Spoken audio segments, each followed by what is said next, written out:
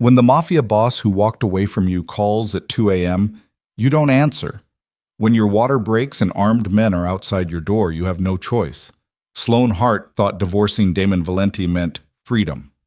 8 months pregnant with his child, she kept the secret buried. But tonight, someone wants her dead. And the only man ruthless enough to save her is the one she swore she'd never need again. Stay until the end to see if love can survive when your past pulls a gun. Hit that like button and drop your city in the comments.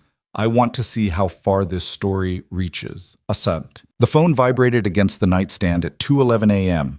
The screen lighting up with a name Damon Valenti had spent 8 months trying to forget. Sloane. He stared at it, shirtless in the dark of his penthouse bedroom, the city glittering 40 floors below like scattered diamonds on black velvet. His hand hovered over the device. Every instinct he'd honed over 15 years in this life told him to let it ring out, to let the past stay buried where he'd left it, signed, sealed, and delivered by lawyers who charged more per hour than most people made in a week. But Sloane didn't call. Not when she'd moved out. Not when she'd returned his grandmother's ring by courier. Not even when he'd had Mara track her new address just to make sure she was safe, though he'd never admit that particular weakness aloud. The phone kept buzzing. Damon's jaw tightened. He reached for it with the same controlled precision he used for everything, counting to 3, exhaling slowly, then swiping to answer without a word. Damon. Her voice came through ragged, breathless, wrapped in a pain that made his entire body go rigid. I need you to listen and not hang up. I'm listening. His tone gave away nothing, though his free hand had already curled into a fist against the silk sheets. I'm in labor. The words tumbled out in a rush. The baby is yours. I know I should have told you. I know there's someone outside my door. They're not knocking. They're just waiting. The world sharpened into crystal clarity. Damon was already moving, phone wedged between shoulder and ear, as he grabbed the jeans he'd discarded hours ago. What floor? 3rd, apartment 3F. Damon, I can hear them breathing through the gap under the... Her voice cracked into a gasp that had nothing to do with fear and everything to do with the contraction clearly ripping through her. Lock yourself in the bathroom. Towels under the door. Don't make a sound. He was pulling on a black shirt, stepping into boots, his mind already 3 steps ahead. I'm 10 minutes out, maybe 8. They'll hear the sirens if I call. You're not calling anyone but me. He crossed to the wall safe, hidden behind a modernist painting his ex-wife had called pretentious during one of their final fights. The irony wasn't lost on him. The safe opened with a fingerprint and a 6-digit code. Inside, 3 passports, $200,000 in cash, and the Glock 19 he'd hoped he'd never need again. Sloane, bathroom, now. Okay. He could hear her moving, the soft shuffle of feet on hardwood, the careful turn of a lock. Okay, I'm in. Water still intact? Broke 20 minutes ago. Another gasp, longer this time. She was trying to breathe through it the way those ridiculous prenatal classes probably taught. Contractions are 4 minutes apart. 4 minutes. Christ. He grabbed the gun, checked the magazine by muscle memory, and headed for the private elevator that would take him directly to the parking garage. You've been timing them? Since midnight. I thought it was Braxton Hicks until... Damon, what if they come in before you get here? Then you stay silent and you stay hidden. He stepped into the elevator, pressing the button for P3 where his vehicles waited. The descent was smooth, controlled, completely at odds with the ice-cold fury crystallizing in his chest. But they won't, because I'm going to be there in 7 minutes, and anyone stupid enough to still be in that hallway is going to regret every choice that led them to your door. He heard her exhale, shaky but steadier. You sound different. I am different. The elevator opened onto concrete and shadows, motion sensors triggering soft lights that illuminated 3 vehicles, the Aston Martin he drove for show, the Tesla for errands, and the armored Range Rover he kept for nights like this. He headed straight for the Range Rover, but not different enough to let someone threaten what's mine. I'm not yours anymore. The words came out automatic, rehearsed, like she'd been telling herself that for months. Damon pulled open the driver's door, tossed the gun onto the passenger seat, and fired up the engine with a roar that echoed off the garage walls. We can debate that later. Right now, I need you to tell me everything. When did this start? The stalking or the labor? His hands tightened on the wheel. There's been stalking? I didn't want to believe it. Her voice dropped to a whisper. 3 weeks ago, my building's keycard portal started glitching, resetting at random times, letting people in without codes. I reported it twice. Nothing changed. He reversed out of the space with controlled speed, heading for the exit ramp. What else? Packages. Small ones. No return address. Things I'd mentioned wanting months ago. A specific brand of tea. A book I'd looked at once in a store. She paused, breathing through another contraction. When she spoke again, her voice was thinner. Then the super started acting weird. Wouldn't make eye contact. Kept asking if I was expecting visitors. Damon's jaw could have cracked concrete. He'd walked away 8 months ago because Sloane had demanded it. Demanded a life that didn't include looking over her shoulder, didn't include wondering if every stranger on the street was a threat. He'd signed the papers because he'd loved her enough to let her go. And someone had seen that separation as an opportunity. The super's name? Marcus Webb. Damon, you can't just... I'm not going to do anything except have a conversation. He blew through a red light at the intersection of 5th and Broadway, the streets empty enough at this hour that the risk was calculated. But if he's been compromised, I need to know. Compromised. She laughed, but it came out broken. God, I forgot how you talk. Like we're in some kind of spy thriller instead of, oh God. The sound she made then wasn't a gasp. It was a guttural, primal noise that spoke of pain beyond words. Breathe, Sloane. In through your nose, out through your mouth. He was doing 70 in a 45 zone now, the Range Rover eating up distance with mechanical efficiency. How far apart now? 3 minutes? Maybe less. Her breathing was ragged. Damon, I didn't know who else to call. I'm sorry. Don't apologize for staying alive. He took a corner hard enough that the tires screamed. And don't apologize for the baby. We'll handle it. Handle it. Another pained laugh. You make it sound so simple. It is simple. He could see her building now, a converted warehouse in the arts district that she'd chosen specifically because it was 15 miles from his world. You're having my child. Someone's threatening you. I eliminate the threat and make sure you both survive. Everything else is just noise. Silence on her end, except for the controlled breathing of someone working through agony. Sloane? I'm here. Softer now. I forgot how good you are at making things sound possible. He pulled up half a block from her building, killing the headlights and scanning the street. 2 cars that didn't belong, a Honda Civic with dealership plates and a panel van with no company markings. Both had sight lines to her entrance. Did you forget other things too? Like what? Like how I don't lose. He pulled out his phone, keeping Sloane on the line while he opened a second app and placed a call. It rang twice. This better be life or death. Mara Valenti's voice came through sharp and alert despite the hour. His sister didn't sleep much either. Sloane's in labor. She's got hostiles outside her apartment. I need you at 1847 North Spencer, 3rd floor, with a cleanup crew and transport to Calder's clinic. No hesitation, no questions about why his ex-wife was having his baby, or why he hadn't mentioned it in 8 months. Just 15 minutes. You going in alone? I'll be done in 10. Damon, she's at 3-minute intervals, Mara. I don't have time for caution. He ended the call and switched back to Sloane. Still with me? Unfortunately. But there was something almost like warmth in her voice now, buried under the pain. What are you going to do? Something stupid and effective. He checked the Glock's chamber one more time, then tucked it into the holster at the small of his back. When you hear noise in the hallway, you stay exactly where you are until I come to the bathroom door and say your full name. Not a nickname, not it's me. Your full legal name. Sloane Elizabeth Hart, she paused. Or is it still Valenti? We'll figure that out later, too. He opened the driver's door, stepping out into the cool pre-dawn air. Right now, I need you to trust me one more time. Damon, I know you stopped. I know I gave you 1,000 reasons to stop, but for the next 10 minutes, trust me anyway. He heard her breath catch, and for a moment he thought it was another contraction. Then, okay. Good girl. He ended the call and started walking.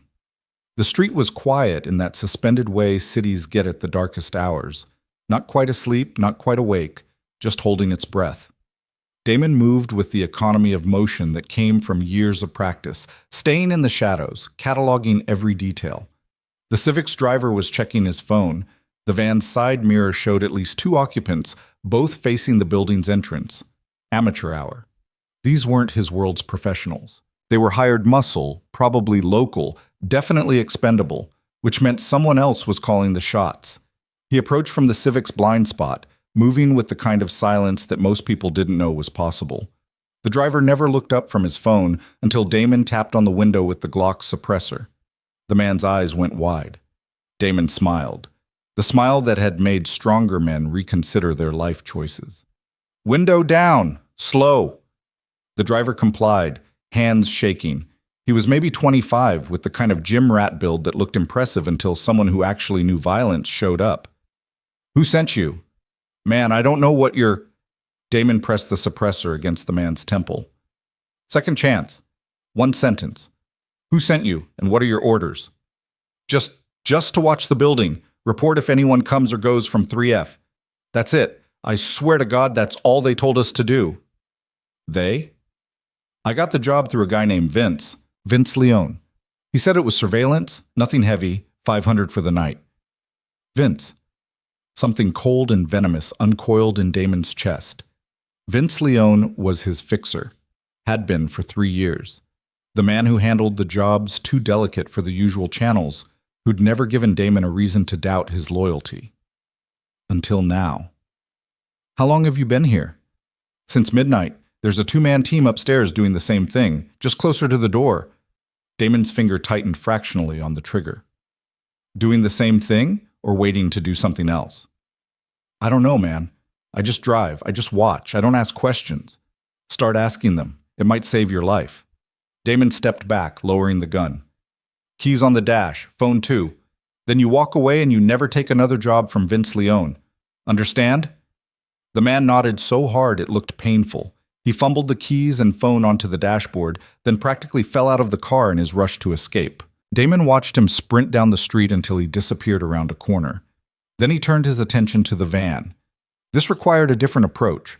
2 men meant coordination, meant at least one of them watching the mirrors while the other kept eyes on the building. Damon circled wide, using parked cars for cover, until he was at the van's rear corner. The back doors weren't locked. Another amateur mistake. He eased one open just enough to slip inside. The interior smelled like old coffee and cheaper cologne. 2 men sat in the front seats exactly as he'd predicted. The passenger was the talker. Says we're just supposed to report, but what if she goes into labor or something? We just gonna watch? We do what Vince pays us to do. The driver's voice was older, harder. She goes into labor, we report it. Someone else handles extraction. Extraction. Damon moved forward with the gun leading. Someone already is handling it. Both men went rigid. The passenger started to turn, hand reaching for something in his jacket. Damon shot him in the shoulder. A controlled burst through the suppressor that sounded like a sharp cough in the confined space. The man screamed and clutched the wound. Next one's between your eyes. Damon trained the gun on the driver. Hands on the steering wheel, where I can see them. The driver complied, his face gone white. Jesus Christ, man. Wrong prayer. You're going to tell me everything Vince Leone told you about tonight, and you're going to do it in the next 30 seconds, or your friend bleeds out while you watch. The passenger was whimpering, blood seeping between his fingers. The driver swallowed hard. He said there was a woman in 3F high value, needed to know when she was vulnerable, said there might be interest from other parties. What parties? He didn't say, just that we were supposed to report her movements, who came and went, especially if she looked like she was in distress or going to the hospital. The driver's voice cracked.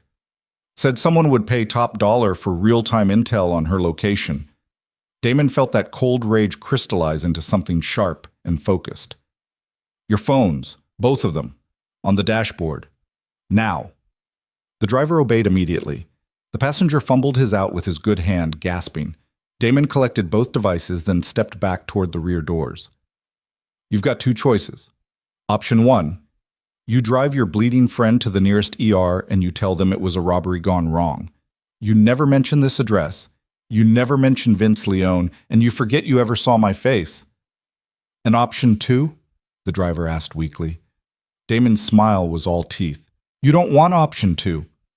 He dropped out of the van and slammed the doors. The engine started within seconds, the vehicle pulling away with enough speed to suggest the driver had made the smart choice.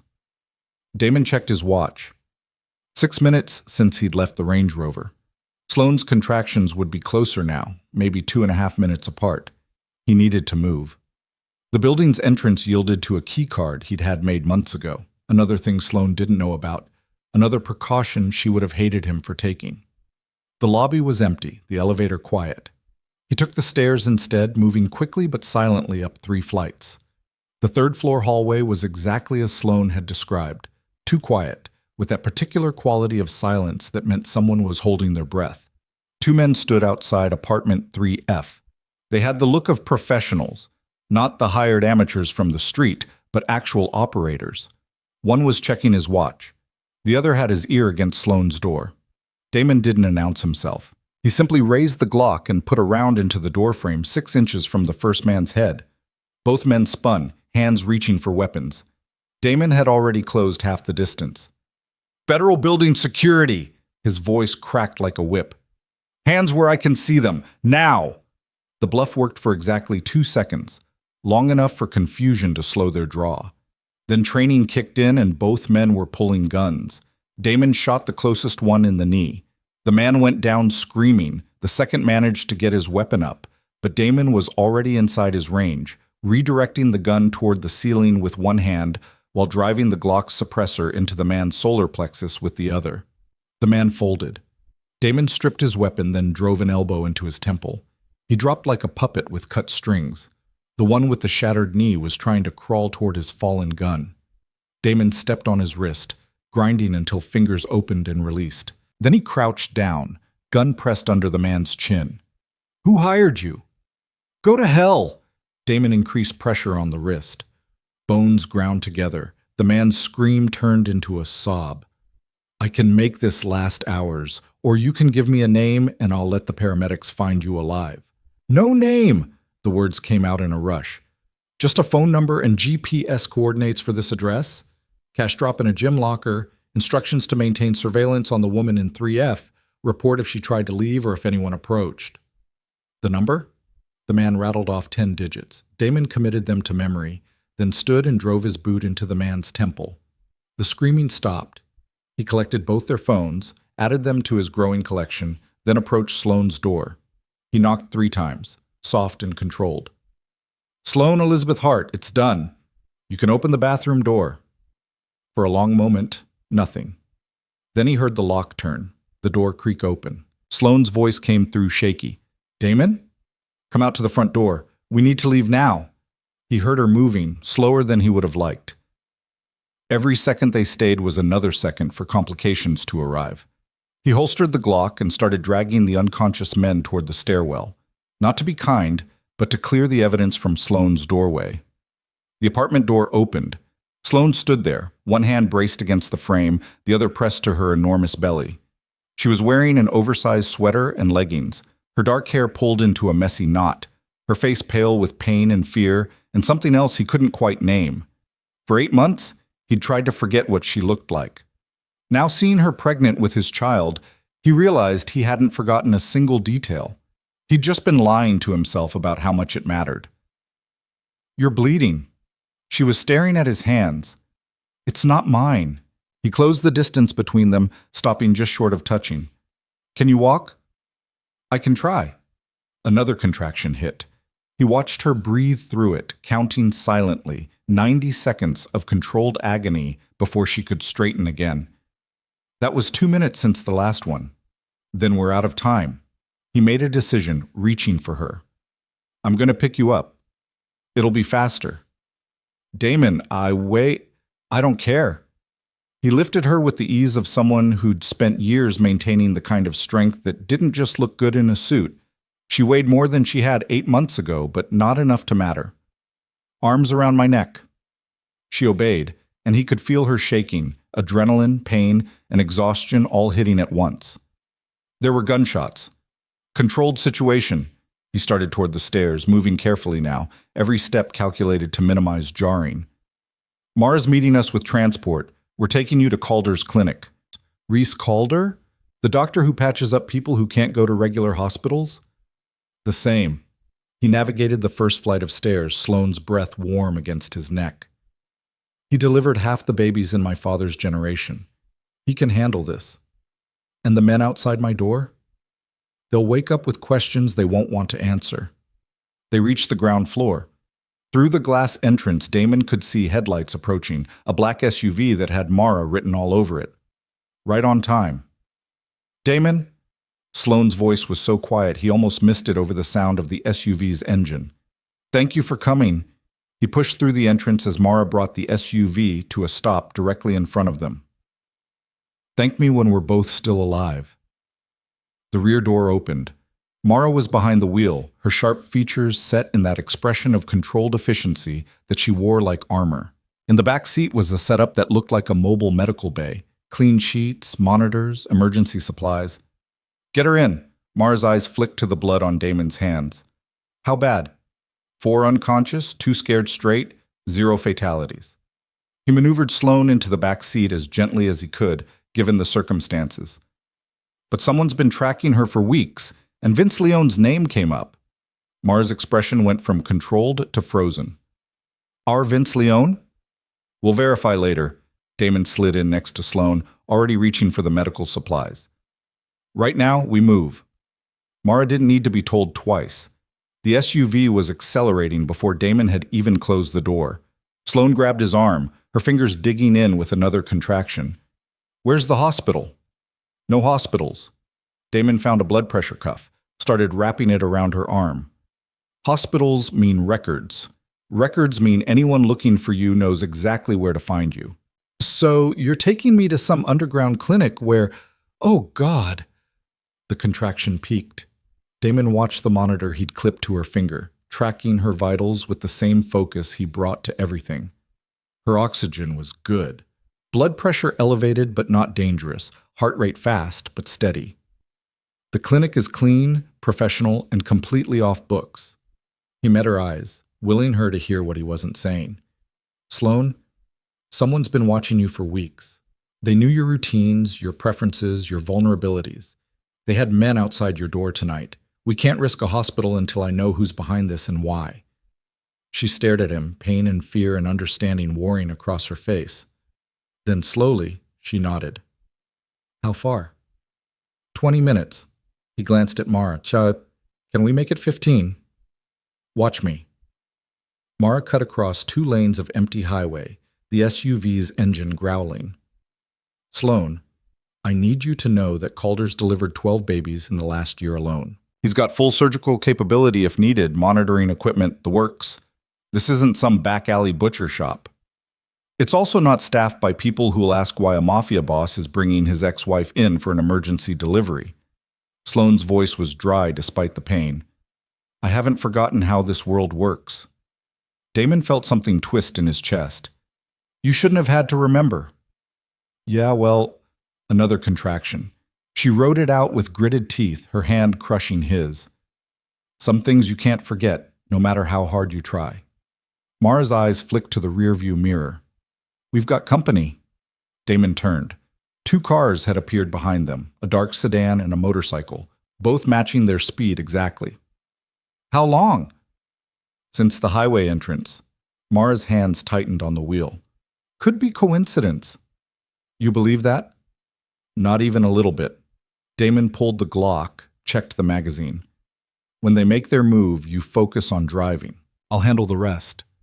Damon, no! Sloane started, but another contraction cut her off. This one was stronger, longer. He could see the pain written across every line of her face. 90 seconds apart now. He touched her cheek, forcing her to look at him. I need you to focus on breathing and staying calm. Can you do that?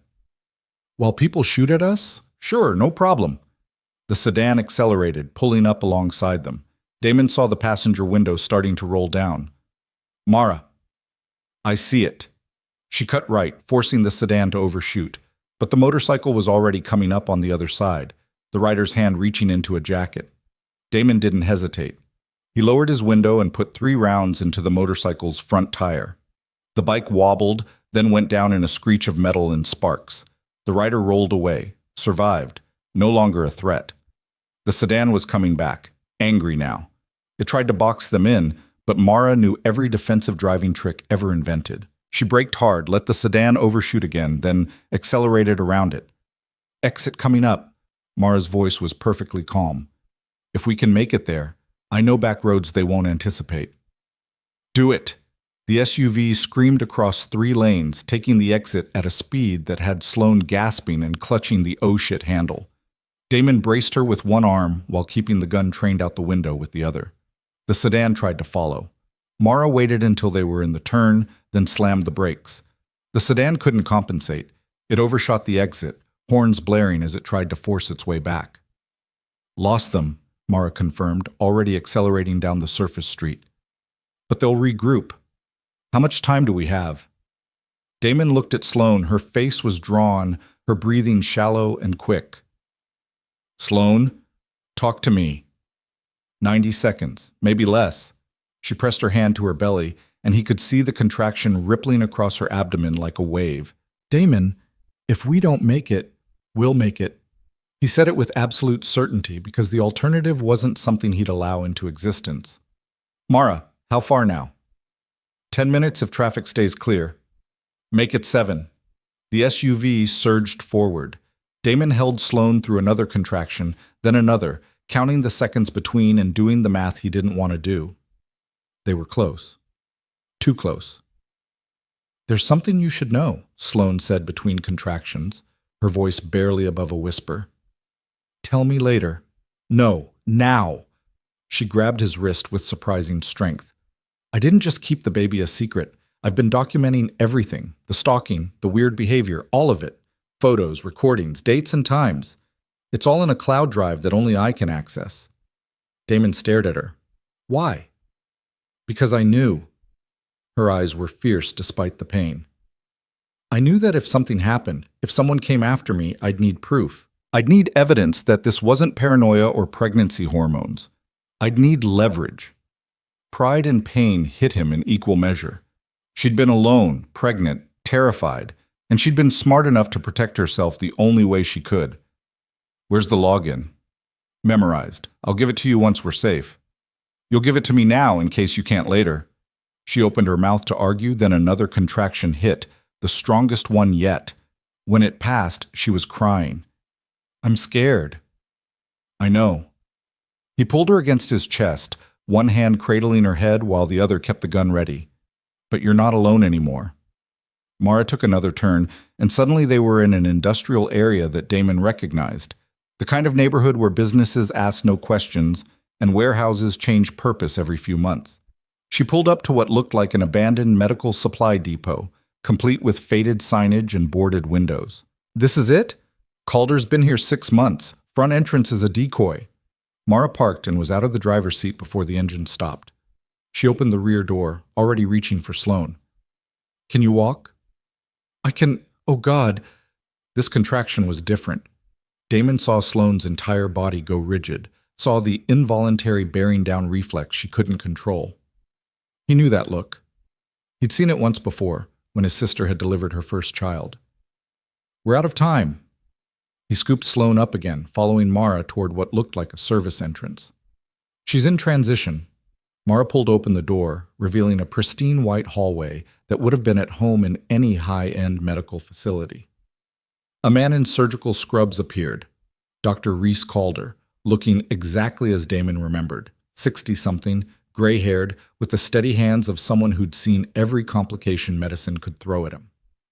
"Damon Valenti." Calder's voice was dry. "When Mara said you were bringing someone in, I should have known it would be complicated. Labor, multiple threats, contractions under 60 seconds. Damon carried Sloane through the door, past examination rooms, and into what looked like a fully equipped birthing suite. "How fast can you assess?" "Put her on the bed and give me 2 minutes." Calder was already washing his hands, his movements efficient and practiced. "Mara, I need you to scrub in. You..." he pointed at Damon, are going to stand right there and not pass out.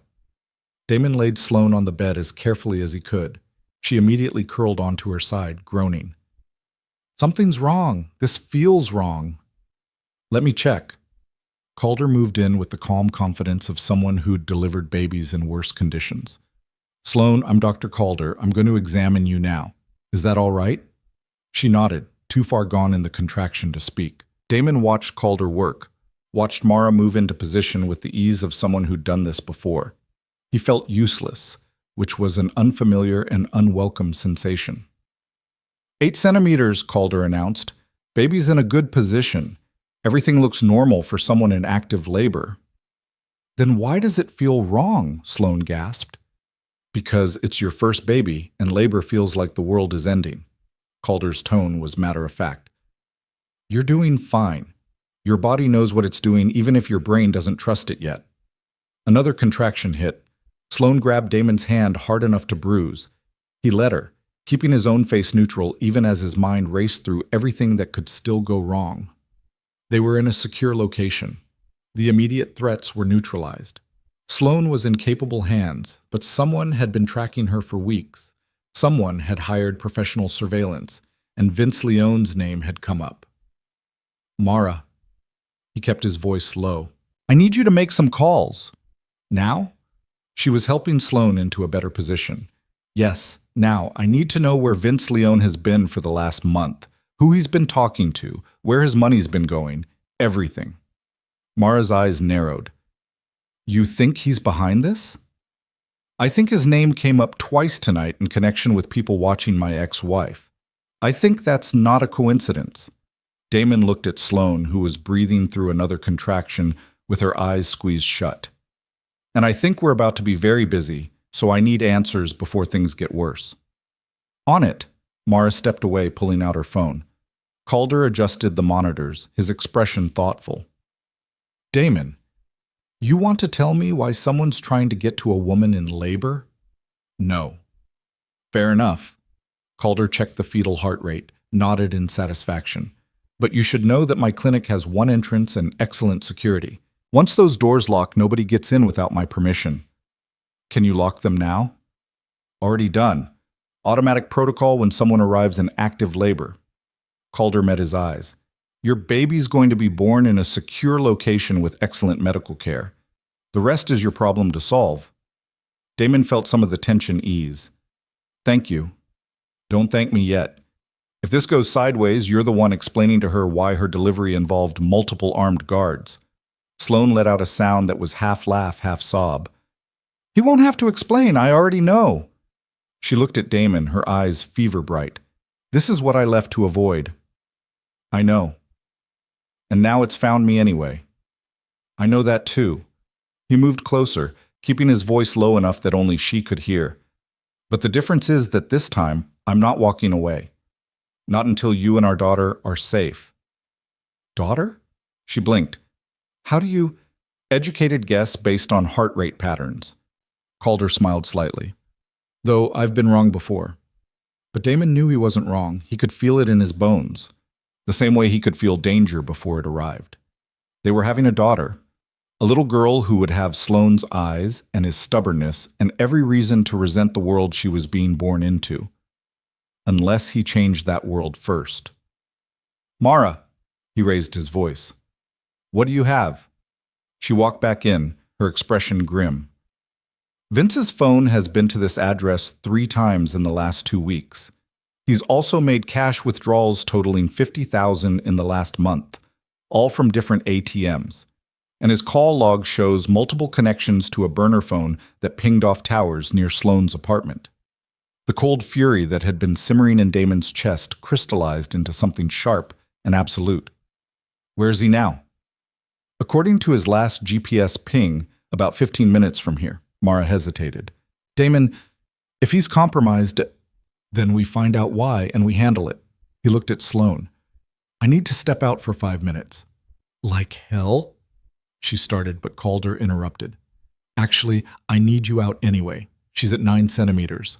Things are about to get intense, and you're going to be more helpful making sure nobody interrupts us than you are in here asking questions I don't have time to answer. Damon wanted to argue, but Calder was right, and more importantly, Sloane needed him to handle the external threats more than she needed him to watch her suffer. He leaned down, pressed a kiss to her sweat-dampened forehead. "I'll be right outside. You need me, you scream." "That's probably going to happen anyway," Sloane muttered. He almost smiled. Almost. Then he was moving, Mara following, both of them stepping into the hallway and closing the door behind them. "Talk to me," Damon said quietly. "How bad is this?" "Bad enough that I've got 6 men on their way here for perimeter security." Mara's jaw was tight. "Vince has been your fixer for 3 years. If he's turned, we don't know who else might be compromised. Then we assume everyone's compromised until proven otherwise." Damon pulled out his phone, started typing. "I need you to reach out to every contact we trust, and I mean truly trust, people who owe us life debts, and get them ready to move. If this is bigger than Vince, we're going to need allies." "What are you going to do?" "I'm going to find out why my fixer thinks he can threaten what's mine and live to tell about it." From inside the birthing suite, he heard Sloane cry out, a sound of pure, primal effort. Mara touched his arm. "She's strong. She'll get through this." "I know," but his hand had tightened on the phone hard enough to make the case creak. "The question is whether I'll let anyone who threatened her get through the next hour." His phone buzzed. A text from an unknown number. "You have something that doesn't belong to you. We can make this easy, or we can make this painful." Damon showed it to Mara. Her expression went flat and dangerous. "They're here." "Good." He checked the Glock's magazine one more time. "Let them come." Because Damon Valenti had spent 8 months trying to be the man Sloane wanted, the one who walked away from violence, who chose peace over power, who let her go because she asked. But tonight, with his daughter about to be born and someone threatening both of them, he remembered who he really was. And that man didn't negotiate. He eliminated problems. The perimeter alarm chimed soft and polite, like someone ringing a doorbell instead of announcing an invasion. Mara's phone lit up with camera feeds showing 3 vehicles approaching from different angles, coordinated, professional, exactly what Damon had expected. "They're not even trying to hide it." Mara pulled up the security interface, her fingers flying across the screen. 2 SUVs and a sedan. 8 men visible, probably more we can't see. Damon moved to the window, staying back far enough that he wouldn't silhouette against the light. The vehicles were parking in a loose semicircle around the building's front entrance, their occupants making no effort at stealth. "They want us to know they're here. It's a power play." "Or they think we're trapped." Mara's voice was cold. "Standard siege tactics. Block the exits, apply pressure, wait for surrender." "They're going to be disappointed." He checked his watch. Sloane had been in the birthing suite for 12 minutes. Calder had said she was at 9 centimeters.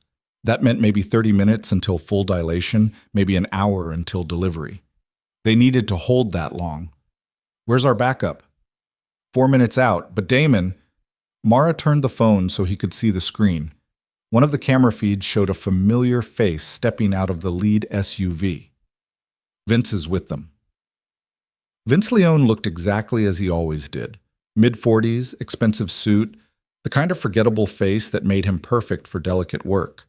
He was talking on his phone, gesturing toward the building with the casual confidence of someone who thought he controlled the situation. The rage that Damon had been keeping on a tight leash started to slip. "He brought them here to a medical facility while Sloane's in labor." "Looks that way." "Get Calder on the line. I need to know if he can move her if this goes bad." Mara was already dialing. She spoke quickly, listened, then shook her head. "He says she's too far along. Moving her now could cause hemorrhage or fetal distress. We hold here, or we risk both their lives." From the birthing suite came another cry, longer this time, edged with exhaustion and determination. Damon's hands curled into fists. "Then we hold." He pulled the Glock, checked the chamber by muscle memory.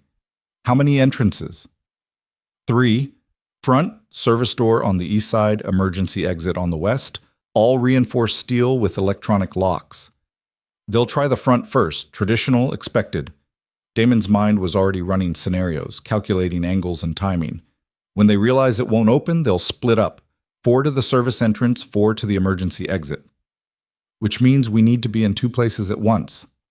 3 places. Someone needs to stay with Sloane. He looked at his sister.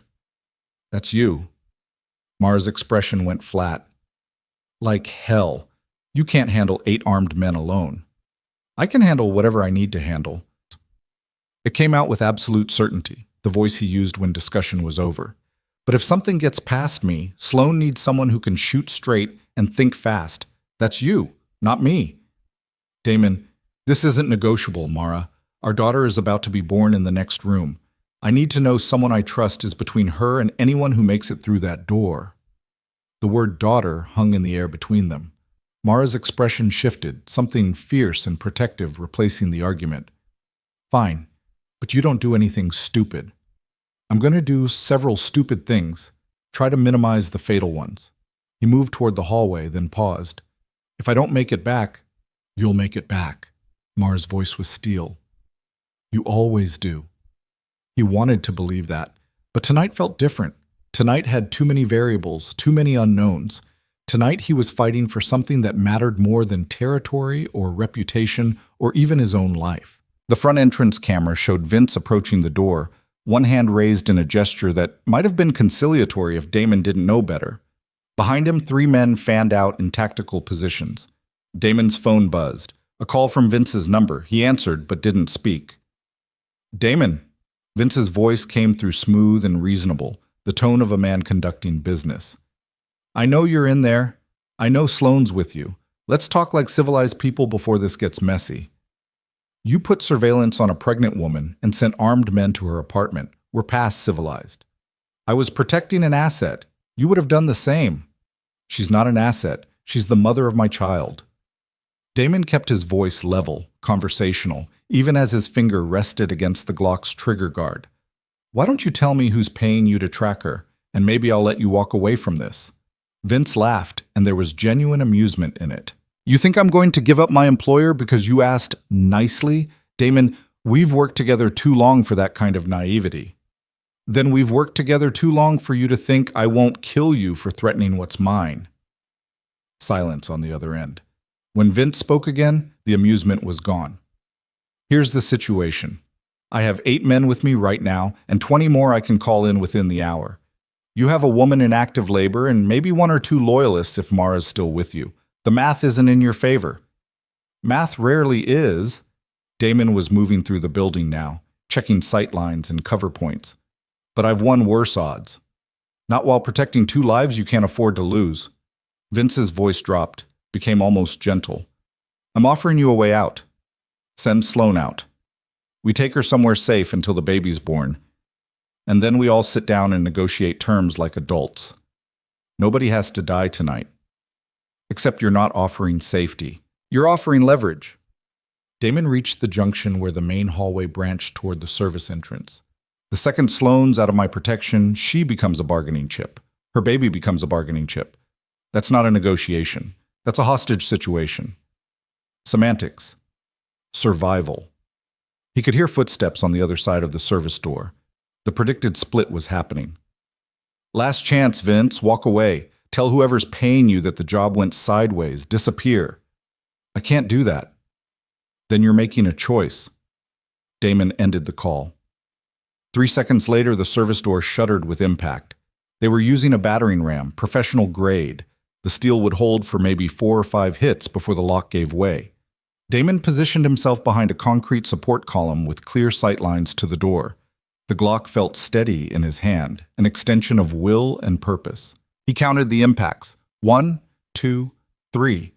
And on the 4th, the lock shattered and the door swung inward. 2 men came through fast, weapons up, trained movements. Damon shot the first one in the shoulder, spinning him into his partner. The second man returned fire wild, bullets sparking off concrete.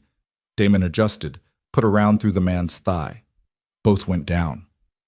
But 2 more were already coming through, and these had learned from their partner's mistakes. They came in low and separated, making themselves harder targets.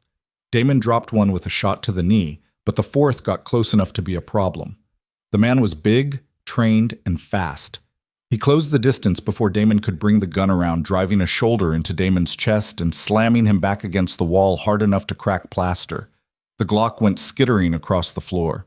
Damon drove his elbow into the man's temple, once, twice, feeling bone give on the third hit. The man staggered. Damon grabbed his gun hand, twisted until fingers opened and the weapon fell, then swept the man's legs and rode him down. A quick strike to the throat ended the fight. He retrieved his Glock, breathing hard but controlled. 4 down at the service entrance. That left 4 more, probably hitting the emergency exit right about... The explosion came from the west side of the building, a shaped charge that turned the emergency door into shrapnel. Professional, expensive, and very illegal. Damon was already running. He reached the west corridor as smoke cleared and 4 men poured through the opening. These weren't the hired muscle from earlier. These were operators. Body armor, night vision, the kind of tactical gear that spoke of military training and serious funding. He put 3 rounds center mass into the first man. The bullets hit body armor and the man stumbled but didn't drop. Damon adjusted, shot him in the hip where the armor didn't cover. The man went down screaming. The other 3 scattered into cover, returning fire with professional discipline. Bullets chewed through drywall and ceiling tiles. Damon dropped into a crouch behind an overturned desk, mind racing through options. 3 armed professionals, body armor, superior position. He was outgunned, and they knew it. Then Mara's voice crackled through his earpiece. "Backup's here, coming in hot through the front. Tell them west corridor, 3 hostiles, armored." Already did. The sound of the front entrance slamming open was followed by the distinctive crack of suppressed weapons fire. Damon risked a glance around the desk and saw his backup, 4 men he'd known for years, people who owed him their lives or their freedom, engaging the armored operators from behind. Caught in a crossfire, the operators tried to retreat. 2 made it back through the blown emergency exit.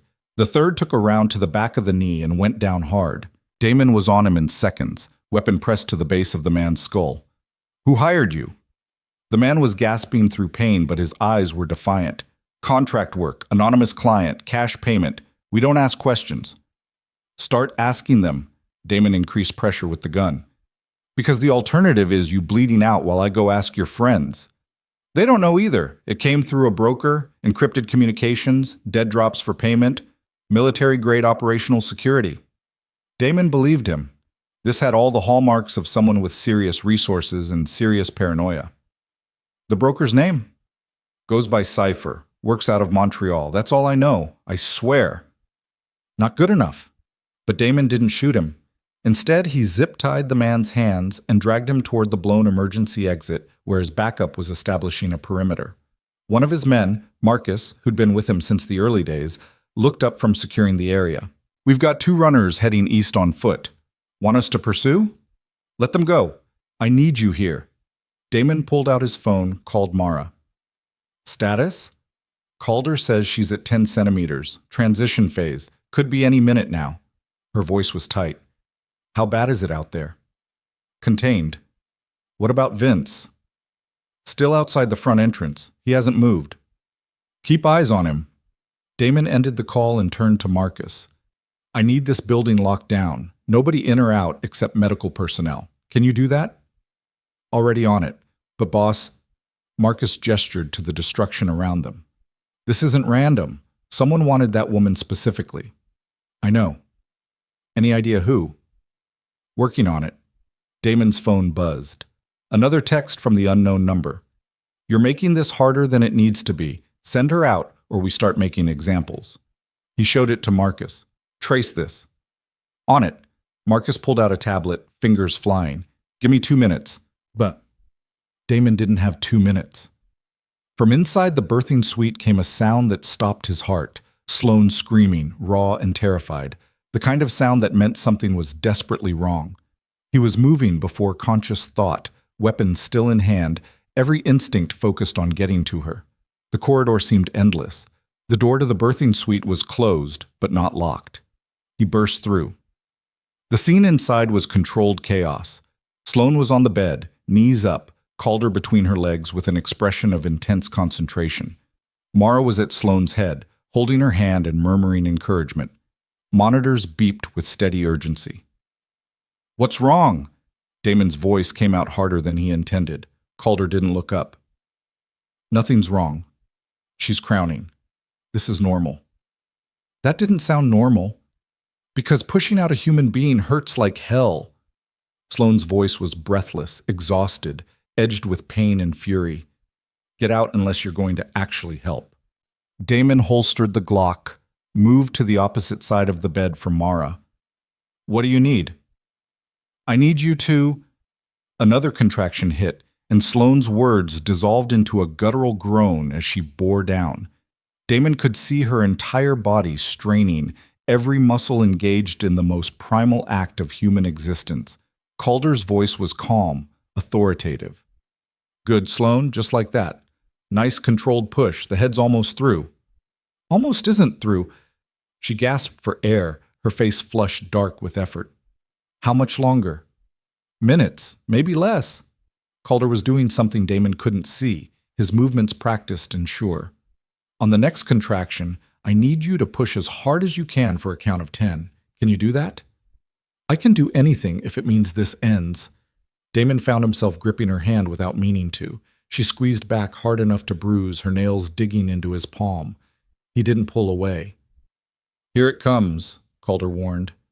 Deep breath, Sloane. Now push. 1, 2, 3. Sloane bore down with a sound that was half scream, half battle cry. Damon watched her face contort with effort, watched sweat pour down her temples, watched her body do something his mind classified as both miraculous and brutal.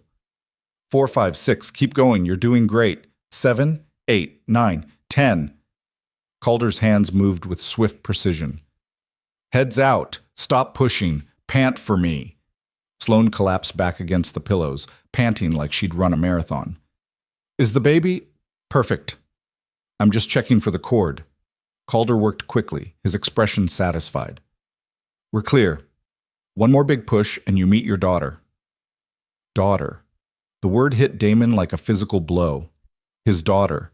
About to be born in an underground clinic while armed men waited outside, while someone with resources and malice wanted Sloane badly enough to send professionals. Damon. Sloane's voice was quiet, almost lost under the beeping monitors.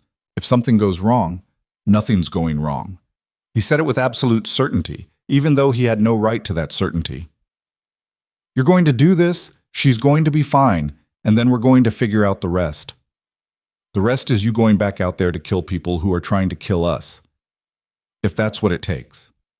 She looked at him then, really looked at him, and he saw everything in her eyes, fear and resignation, and something that might have been the ghost of the love they'd burned through in 2 years of marriage.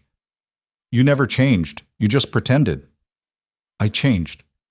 He brushed sweat-dampened hair back from her forehead with his free hand. I learned how to choose what matters. Right now, what matters is in this room. Another contraction built. He could see it in the way her face tightened, the way her grip on his hand became crushing. Okay, Sloane. Calder positioned himself. This is it. Big push, count of 10, and we're done. I can't. You can. Mara's voice was fierce. You're the strongest person I know. You divorced my brother and survived. You can do this. Despite everything, Sloane almost laughed. Then the contraction peaked and she was pushing with every ounce of strength left in her exhausted body. Damon counted with Calder, his voice steady even as his heart hammered against his ribs. 1, 2, 3, 4. I can see shoulders, Calder said. Keep going, keep going. 5, 6, 7. Sloane's scream was primal, endless, the sound of a human body achieving the impossible through sheer force of will. 8, 9, 10, and then Calder was lifting something small and impossibly fragile, something covered in blood and vernix, something that should have been crying but wasn't. Damon's entire world stopped. The baby was silent, too silent. Calder was suctioning her mouth and nose with swift, practiced movements, his expression neutral in a way that made Damon's blood run cold. Why isn't she crying? Sloane's voice cracked. Calder, why isn't she... Give me a second. Calder's hands moved over the tiny body, checking, assessing. He rubbed the baby's back firmly, once, twice. Nothing. Mara's hand found Damon's shoulder, gripping hard. Calder laid the baby on Sloane's chest, still working, still calm. Come on, little one. Let me hear you. The silence stretched like taffy, endless and terrible. Damon found himself praying to gods he didn't believe in, making bargains he had no authority to make. Then, impossibly, miraculously, a cough, a sputter, and finally, blessedly, a thin wail that grew stronger with each second. The baby was crying. His daughter was crying. Sloane was sobbing, her hands coming up to cradle the impossibly small body against her chest. Oh God, she's okay. She's perfect. Calder was smiling now, that rare, genuine smile that came from watching life win against the odds. Apgar score of 9. Strong lungs, good color, excellent reflexes. He clamped and cut the cord with efficient movements. Congratulations, you have a healthy baby girl. Damon couldn't breathe, couldn't think, could only stare at the tiny scrunched face pressed against Sloane's chest, at the impossibly small fingers that were already curling and uncurling, at the evidence of something he'd helped create but couldn't fully comprehend. Do you want to hold her? Sloane was looking at him, her face exhausted and radiant and terrified all at once. He didn't trust his voice, didn't trust his hands. But he nodded, and Calder was there, showing him how to support the head, how to cradle the fragile body against his chest. She was so light, so impossibly, terrifyingly light. Her eyes were closed, her face still red from the trauma of birth, but she was breathing and warm and real in a way that made every decision he'd ever made seem small and inconsequential. Hi, he said quietly, stupidly, because what did you say to a person who'd existed for less than 5 minutes? I'm your father. I'm going to keep you safe. It was a promise he had no idea how to keep, but he meant it with every fiber of his being. Mara's voice in his earpiece shattered the moment. Damon, we've got a problem. He looked up, met his sister's eyes. She was staring at something on her phone, her expression gone cold and dangerous. What kind of problem? Marcus traced that text. It's coming from inside our network. Someone on our side is feeding them information in real time. The world came back into sharp, terrible focus. Damon looked down at his daughter, then at Sloane, who was watching him with exhausted awareness. Who? Best guess, Vince has access to our communication protocols. He's been listening to everything. Which meant Vince knew about the birthing suite, knew about Calder, knew exactly where they were and how vulnerable they were at this exact moment. Damon handed the baby back to Sloane with a gentleness that belied the fury building in his chest. Mara, stay here. Nobody gets through that door. Where are you going? To have a conversation with our former fixer. He checked the Glock, his movements mechanical and precise.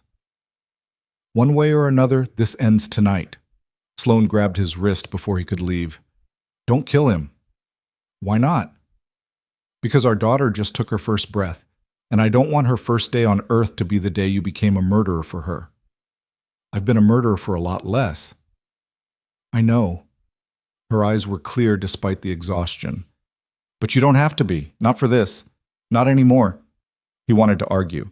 Wanted to explain that some problems only had violent solutions, that mercy was a luxury they couldn't afford, that Vince Leone had forfeited his right to consideration the moment he'd put surveillance on a pregnant woman. But his daughter was 6 minutes old, and Sloane was looking at him like she was seeing something worth saving, and the anger in his chest warred with something softer and more dangerous. I'll try. It was the best he could offer. He left before she could ask for more promises he might not be able to keep. The hallway outside the birthing suite was quiet, but Damon could feel the tension humming through the building like a live wire.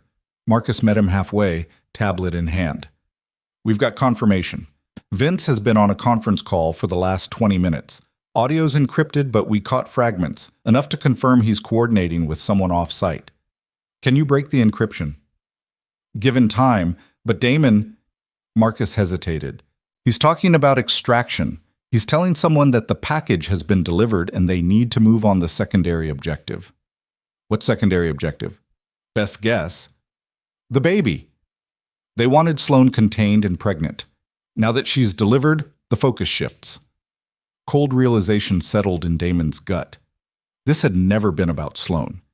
She'd been the incubator, the vehicle. What they really wanted was leverage over him, and nothing created leverage like an innocent child. Where's Vince now?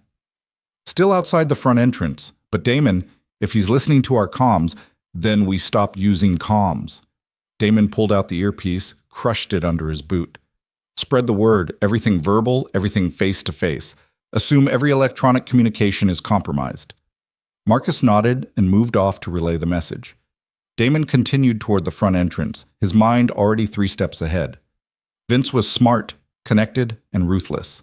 Confronting him directly was playing into expected patterns, so Damon would do the unexpected. He pulled out his personal phone, the one that ran on a completely separate network from his business devices, and dialed a number he hadn't called in 8 months. It rang 4 times before a woman's voice answered, suspicious and sharp. "Who is this?" "Detective Reyes.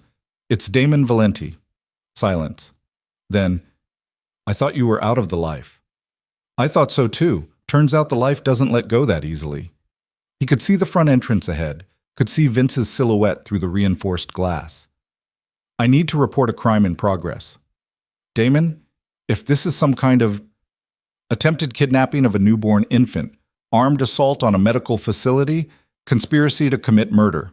I have 8 witnesses, physical evidence, and the man coordinating it all standing outside my location right now." He paused. "I'm willing to cooperate fully in exchange for protection for my family." Another silence, longer this time. Elena Reyes was a homicide detective who'd been trying to build a case against Damon's organization for 3 years. She was smart, ethical, and incorruptible. Exactly the kind of cop who would see an opportunity like this and know how to use it. "Where are you?" He gave her the address. "How fast can you get here?" 12 minutes with lights. But Damon, if this is a setup, it's not. I'm done with this life, Elena. I'm done with people who think they can threaten my family and walk away. He watched Vince through the glass, saw him check his phone, saw the confidence in his posture. "I'm choosing a different way." "I'll be there in 10. She ended the call. Damon pocketed his phone and walked to the front entrance. The lock was still engaged, the steel door firmly in place. He could see Vince clearly now, standing 15 feet back with 3 men flanking him. Damon opened the door. Vince's expression flickered with surprise, then settled into calculated calm. "I didn't expect you to make this easy." "I'm not." Damon stepped outside, leaving the door open behind him. "I'm making this legal." "Legal?" Vince actually smiled. "Since when do you care about legal?" "Since my daughter was born 7 minutes ago and I decided she deserves a father who doesn't spend her childhood looking over his shoulder." Damon's voice was perfectly level. "I've called the police, Vince. They'll be here in 9 minutes. You've got that long to disappear." The smile faltered. "You're bluffing." "I'm really not. Detective Elena Reyes, Major Crimes. I gave her this address, told her about the assault, the attempted kidnapping, everything." He gestured to Vince's men. "When she gets here, she's going to find a blown emergency door, 8 injured men, and enough evidence to put everyone involved away for 20 years. Unless you're gone. You'd burn your own organization. I don't have an organization anymore. I have a daughter and an ex-wife. I never stopped loving, and a very simple choice. Your way or a different way." Damon's hands were steady at his sides. No weapon visible, no threat implied, just absolute certainty. "Choose fast, Vince. The clock's running." Vince stared at him, calculation and rage warring across his face. Then he pulled out his phone, made a call. "He's burned. Protocol 7. Extract now." The men with him were already moving, heading for their vehicles with military efficiency. Vince started to follow, then paused. "You think this makes you clean? You think calling the cops erases 15 years? "No, but it gives my daughter a chance at something different." Damon met his former fixer's eyes. "That's more important than anything you or I built. You're going to regret this. Maybe, but at least I'll regret it while watching her grow up." Vince opened his mouth to respond, then seemed to think better of it. He turned and walked to his SUV without looking back. Within 60 seconds, all 3 vehicles were pulling away, disappearing into the pre-dawn darkness. Damon stood alone in the parking lot, feeling the weight of what he'd just done settle into his bones. In 9 minutes, police would arrive. In 9 minutes, he'd have to explain everything. The clinic, the assault, his connection to Vince Leone. In 9 minutes, his old life would effectively end. But inside that building, his daughter was breathing her first breaths, and that made everything else worth burning down. He walked back inside, locked the door behind him, and headed toward the birthing suite. He had 9 minutes to hold his daughter and tell Sloane what he'd done. It would have to be enough. Damon found Sloane sitting up in bed, the baby cradled against her chest in that instinctive way new mothers held their children, like letting go might break something fundamental in the universe. Mara stood by the window, her phone dark in her hand, watching the empty parking lot with the vigilance of someone who knew better than to trust silence. Sloane looked up when he entered. "Where's Vince?" "Gone." Damon closed the door behind him, the soft click somehow final. "Along with everyone he brought." "You killed them?" Her voice was flat, factual, the tone of someone who'd learned to ask terrible questions without flinching. "I called the police instead." The words hung in the air like smoke. Mara spun from the window, eyes wide. Sloane went perfectly still, her hand unconsciously protective over the baby's tiny head. "You what?" Mara's voice was barely above a whisper. "Detective Elena Reyes, Major Crimes. She'll be here in—" He checked his watch. 7 minutes. "I told her everything. The assault, the surveillance, Vince's involvement. Offered full cooperation in exchange for protection." Sloane's laugh came out broken and slightly hysterical. "You called the cops. You, Damon Valenti, called the actual police on your own fixer. Former fixer." He moved closer to the bed but didn't sit, didn't crowd her space. "And yes, because the alternative was shooting my way out of this with our 8-minute-old daughter 20 feet away, and you asked me not to be a murderer today. I asked you not to kill Vince specifically. I didn't kill anyone. I made a different choice." He looked at the baby, her impossibly small face peaceful in sleep. "The same choice you made 8 months ago when you left. Clean break, different life. Actually meaning it this time." Mara crossed her arms, her expression caught between disbelief and calculation. "You understand what this means. The moment Reyes gets here, she's going to have questions about this clinic, about Calder, about everything we've built. You're handing her ammunition to dismantle the entire operation." "Good. Let her dismantle it." Damon's voice was steady. "I'm done, Mara. Actually done. Not stepping back while keeping all my connections done. Our daughter is 10 minutes old and someone already tried to use her as leverage. That ends now." "By burning everything down?" Mara's jaw tightened. "What about the people who depend on this network? The families we protect? The businesses we keep running? The balance we maintain?" "You'll maintain it without me. You've always been better at the politics anyway." He met his sister's eyes, saw the hurt beneath the anger. "I'm not asking you to walk away. I'm asking you to let me." Sloane shifted the baby carefully, her movements exhausted but practiced, like muscle memory was kicking in faster than conscious thought. "Damon, if you cooperate with Reyes, they're going to want names, connections, evidence. I'll give them Vince and whoever hired him. Nothing else unless it's directly connected to tonight." He finally sat on the edge of the bed, keeping careful distance. "I'm not trying to destroy everything, Sloane. I'm trying to build a wall between our daughter and the life that just tried to kill her mother." "Noble." Mara's tone could have cut glass. "Also naive. You think the people Vince was working for are just going to accept this? You're making yourself a target. I've been a target for 15 years. The difference is now I have something worth protecting more than territory or reputation." He looked at Sloane. "You left because you didn't want our children growing up in this world. I let you go because I thought I couldn't change enough to give you a different one. I was wrong." The baby stirred, making a small sound that might have been discomfort or just the random noises newborns made. Sloane adjusted her hold, rocking slightly. "You're serious? You're actually going to cooperate with a homicide detective?" "Yes. They'll use you.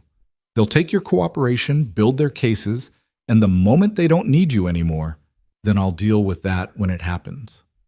Damon's hands were steady in his lap, no fidgeting, no tells. Just the calm that came from making an irrevocable decision. "But right now, in this moment, I'm choosing you and her over everything else." Sloane's eyes were bright with tears she was too stubborn to shed. "You can't just decide to be a different person because a baby was born. People do it every day. They just usually have 9 months to prepare instead of 9 minutes." He smiled, small and sad. "I'm not saying I'll be good at it. I'm not saying I won't screw up. But I'm saying I'm going to try, and I'm going to mean it, And if that's not enough, then at least she'll grow up knowing her father tried. The sound of sirens cut through the moment, distant but approaching. That distinctive wail that meant authority and consequences were coming whether anyone was ready or not. Mara moved to the window again, watching lights flash in the distance. That's multiple units. Reyes brought backup. She's smart. She knows what she's walking into. Damon stood, straightening his shirt despite the bloodstains and cordite residue. I should meet her outside. Calder, you'll need to explain the clinic's setup, prove it's a legitimate medical facility. Dr. Reese Calder, who'd been standing quietly in the corner since the birth, finally spoke. I have all the documentation, licensed physicians, proper equipment, inspection records. This place operates in a legal gray area, but it's not criminal. He paused. Though I imagine Reyes will have questions about why a Mafia boss's ex-wife delivered here instead of a hospital. Let me handle Reyes. Damon looked at Sloane one more time. Are you okay if I leave you for a few minutes? I survived 8 months without you. I can manage 10 more minutes. But her voice was gentler than her words. Go do your confession. Try not to get arrested before you've held your daughter more than once. He almost smiled. Almost. Then he was moving, Mara following, both of them heading toward the front entrance, where red and blue lights were already painting the parking lot in strobing urgency. Detective Elena Reyes stepped out of the lead vehicle before it fully stopped, her movements controlled and purposeful. She was 40, Latina, with sharp eyes that missed nothing, and a reputation for playing strictly by the book. 2 uniformed officers flanked her, hands resting on holstered weapons. Damon opened the door before she could knock, hands visible and empty. Detective. Valenti. She looked past him into the building, cataloging details. You said there was an assault. I see a blown door and blood, but no bodies. The injured fled before you arrived, but I have witnesses, evidence, and surveillance footage showing the entire incident. He stepped aside. Everything you need to build a case. Reyes studied him like he was a puzzle with missing pieces. In 3 years of investigating you, you've never voluntarily cooperated with law enforcement. Why start now? Because 3 years ago, I didn't have a daughter who was born 20 minutes ago while armed men tried to breach this facility. He kept his voice level, factual. My priorities changed. So did your strategy. She gestured to one of the officers. Clear the building. I want a full sweep. You'll find Dr. Calder and his staff in the birthing suite with my ex-wife and newborn. Everyone else is security personnel who defended this location against hostile forces. Damon met her eyes. I'm not asking for immunity, Detective. I'm asking for protection for my family while we cooperate fully with your investigation into tonight's events. And what exactly do you think happened tonight? Coordinated assault orchestrated by Vincent Leone, my former fixer, on behalf of an unknown employer. Surveillance on Sloane Hart beginning approximately 3 weeks ago. Attempted extraction during active labor. Multiple armed intrusions. He pulled out his phone, held it up. I have text messages from an unknown number, call logs, and the names of everyone involved that I could identify. Reyes took the phone, scrolled through it with practiced efficiency. Her expression remained neutral, but Damon could see the calculations happening behind her eyes. This was major case material. Organized crime, conspiracy, attempted kidnapping. The kind of caller that made careers. This is convenient, she said finally. Almost too convenient. You call me in the middle of the night, hand me everything wrapped in a bow, and expect me to believe you've had a sudden crisis of conscience? I expect you to believe that someone threatening my newborn daughter is a line I won't let anyone cross. Not even myself. He paused. You've been investigating me for 3 years, Elena. You know I don't bluff and I don't waste time on elaborate deceptions. Either this is real, or it's the most complicated trap ever set for a homicide detective, which seems more likely. She considered this, then handed the phone to one of her officers. Bag it. Evidence. To Damon. I want a full statement. I want access to your security footage, and I want to interview everyone present, starting with your sister. You'll have it all. But first, Damon's voice hardened slightly. I need your word that Sloane and the baby are under police protection from this moment forward. No exceptions, no gaps in coverage. I can arrange protective custody, not custody, protection. They stay here until Calder clears them medically. Then they move to a secure location of their choosing with police presence. Not a safe house, not a facility. Somewhere they want to be. Reyes's eyes narrowed. You're in no position to dictate terms. I'm in the perfect position. You want my cooperation, you want Vince Leone, you want whoever hired him. I'm offering you all of it. In exchange, you make sure the people I'm doing this for stay alive. He didn't move, didn't blink. That's not a negotiation, that's the price. A long silence stretched between them, broken only by the crackle of police radios and the distant sound of more units arriving. Finally, Reyes nodded once, sharp and decisive. Fine. Protective detail on your ex-wife and child, subject to their cooperation with the investigation. But Valenti, if I find out this is some kind of play, if there's any indication you're using my department for your own purposes, the deal is off, and you go down hard. Understood? She gestured toward the building. Show me everything. The next hour passed in a blur of statements and evidence collection. Damon walked Reyes through the facility, showing her the blown emergency exit, the blood trails, the spent casings. He gave her names, descriptions, timeline. Everything except the details that would compromise people not involved in tonight's attack. Mara's statement was terse, but complete. Marcus and the other security personnel corroborated the defensive nature of their actions. Calder provided medical records showing Sloane's admission time and the baby's birth, establishing timeline and legitimate medical purpose. Through it all, Damon could hear his daughter crying periodically from the birthing suite, that thin, demanding wail of a newborn who wanted food or warmth or just to be held. Each cry made his chest tighten with something he didn't have a name for yet. Reyes noticed. You haven't even held her properly yet, have you? Once, for maybe 90 seconds before everything went sideways. He watched another forensic technician photograph bullet impacts. Seemed more important to make sure she had a chance to turn 1 day old. Most fathers don't ensure that by calling the cops on their own organization. Most fathers don't run criminal organizations. He looked at her directly. I'm trying to be a different kind of father, starting tonight. She studied him with that unreadable cop expression. You know, this doesn't erase anything you've done. Whatever deal we make, it's about tonight and Vince Leone. Your past doesn't disappear. I know, but maybe my future can be different. He heard footsteps and turned to see Sloane in the doorway of the birthing suite, the baby wrapped in a hospital blanket against her chest. She looked exhausted and fierce and somehow more beautiful than he remembered. Reyes followed his gaze, then stepped back. Go! We can finish this later. Damon didn't need to be told twice. He crossed to Sloane in a few long strides, his hands hovering uncertainly near the baby. You should be resting.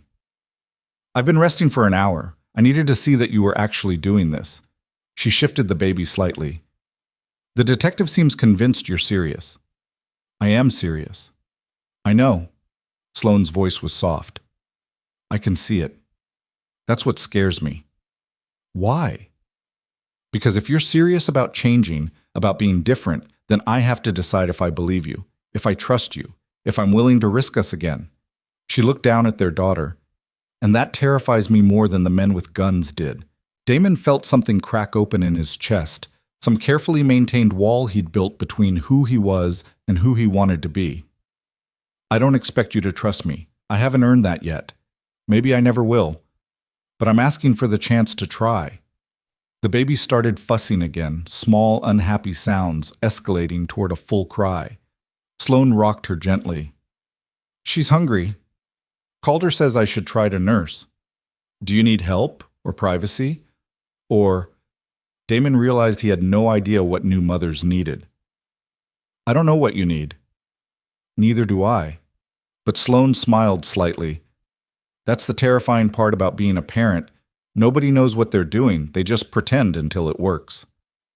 That I can do. I've been pretending to know what I'm doing for years. She laughed, tired and real. Come sit with me. You can hold her while I figure out how to get comfortable. They moved back into the birthing suite, which had been transformed from a delivery room into something almost peaceful. The harsh lights were dimmed, the medical equipment pushed to the sides. Mara had disappeared, probably giving her statement to Reyes or coordinating with the remaining security. Damon sat in the chair beside the bed while Sloane carefully transferred the baby to his arms. She was so light, so impossibly fragile, her face scrunched in that universal expression of newborn displeasure. "Support her head," Sloane instructed. "Like that. Now hold her against your chest so she can hear your heartbeat." He did, feeling the tiny body settle against him with a small sigh. The crying stopped. For a moment there was just breathing, his, hers, the baby's rapid flutter. "She likes you," Sloane observed, maneuvering herself into position with pillows and blankets. "She doesn't know any better yet. Don't do that. Don't dismiss yourself before you've even started." She held out her arms. "Okay, give her here. Let's see if we can figure this out." The next several minutes were awkward and intimate and completely surreal. Damon watched Sloane struggle to get the baby to latch, saw the frustration cross her face, heard the tiny frustrated cries escalate, then finally, mercifully, stop as instinct kicked in and the baby began to nurse. Sloane exhaled slowly, her whole body relaxing. "Okay, we're doing it. We're actually doing this." "You're doing it. I'm just watching. You called the police and burned your entire network. That's not nothing." She looked at him over the baby's head. "I need to know if you're going to regret this tomorrow, next week, next year when our daughter asks why her father can't do certain things or go certain places because he cooperated with law enforcement." Damon thought about that, really thought about it, not just the automatic response, but the truth underneath. "I might regret parts of it. I might miss the power or the respect or the simplicity of solving problems with money and force. But I won't regret choosing you and her over that life. Even if you never take me back, even if all I get is supervised visits and child support payments, this was still the right choice." Tears were sliding down Sloane's face now, silent and unchecked. "You can't say things like that." "Why not?" "Because it makes me remember why I fell in love with you in the first place. The person you were before the life consumed everything." She wiped her eyes with her free hand. "The person I've been trying to forget for 8 months. I'm not asking you to forget. I'm not even asking you to forgive. I'm just asking you to let me be her father, however that looks." The baby's eyes were closed now, her small mouth working rhythmically. Sloane stroked the soft dark hair with one finger. "We need to name her. She can't just be the baby forever." "Do you have something in mind?" "I had a list, about 40 names that I kept changing every week." She smiled slightly. "But looking at her now, only one feels right. Elena, after your grandmother." Damon's throat closed. His grandmother had been the one constant in his chaotic childhood, the woman who'd taught him that strength and kindness weren't mutually exclusive. She'd died when he was 17, and he'd named nothing after her because nothing had felt worthy of the honor. Until now. "Elena," he repeated, testing it. "What about a middle name?" "May, for my mother." Sloane looked at him. "Elena May, if that's okay with you." "It's perfect." He reached out, brushed one finger against Elena's tiny hand. She gripped it reflexively, her fingers impossibly small around his. "Hi, Elena May. Welcome to the complicated disaster that's going to be your life." Sloane laughed wetly. "That's not the traditional greeting."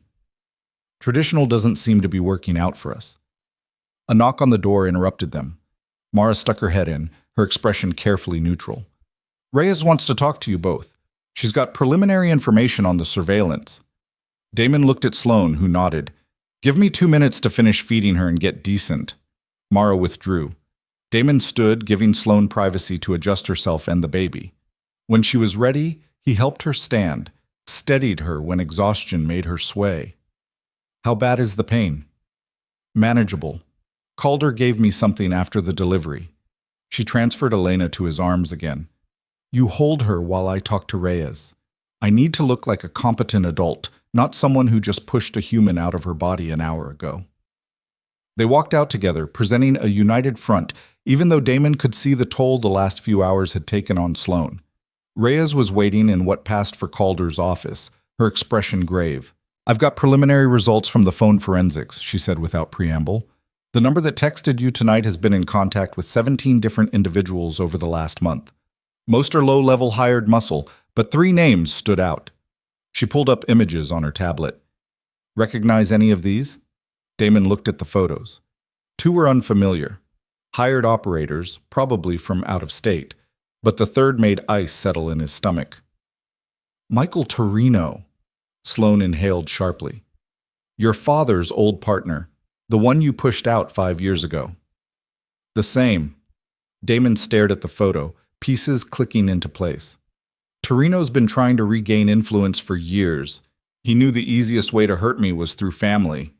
Reyes's eyes sharpened. You're saying this was personal? Revenge? I'm saying Michael Torino has resources, connections, and motivation to come after anyone I care about. He's smart enough to use proxies like Vince and ruthless enough to target a pregnant woman if it meant leverage. Damon looked at Elena sleeping in his arms. He didn't want Sloane dead. He wanted her as a bargaining chip, and once the baby was born, he'd have 2 bargaining chips, Sloane finished quietly. Reyes made a note. Do you have evidence connecting Torino to Leone? Not direct evidence, but I can give you patterns, transactions, connections, enough for you to build a case if you dig deep enough. Damon met her eyes. Torino operates through layers. You're going to need warrants, surveillance, financial forensics. But if you're serious about taking him down, I'll give you everything I have. In exchange for what? Protection for Sloane and Elena until Torino is contained. And Damon paused. I want immunity from prosecution for anything I disclose related to Torino's operations, provided it's not connected to violent crimes I personally committed.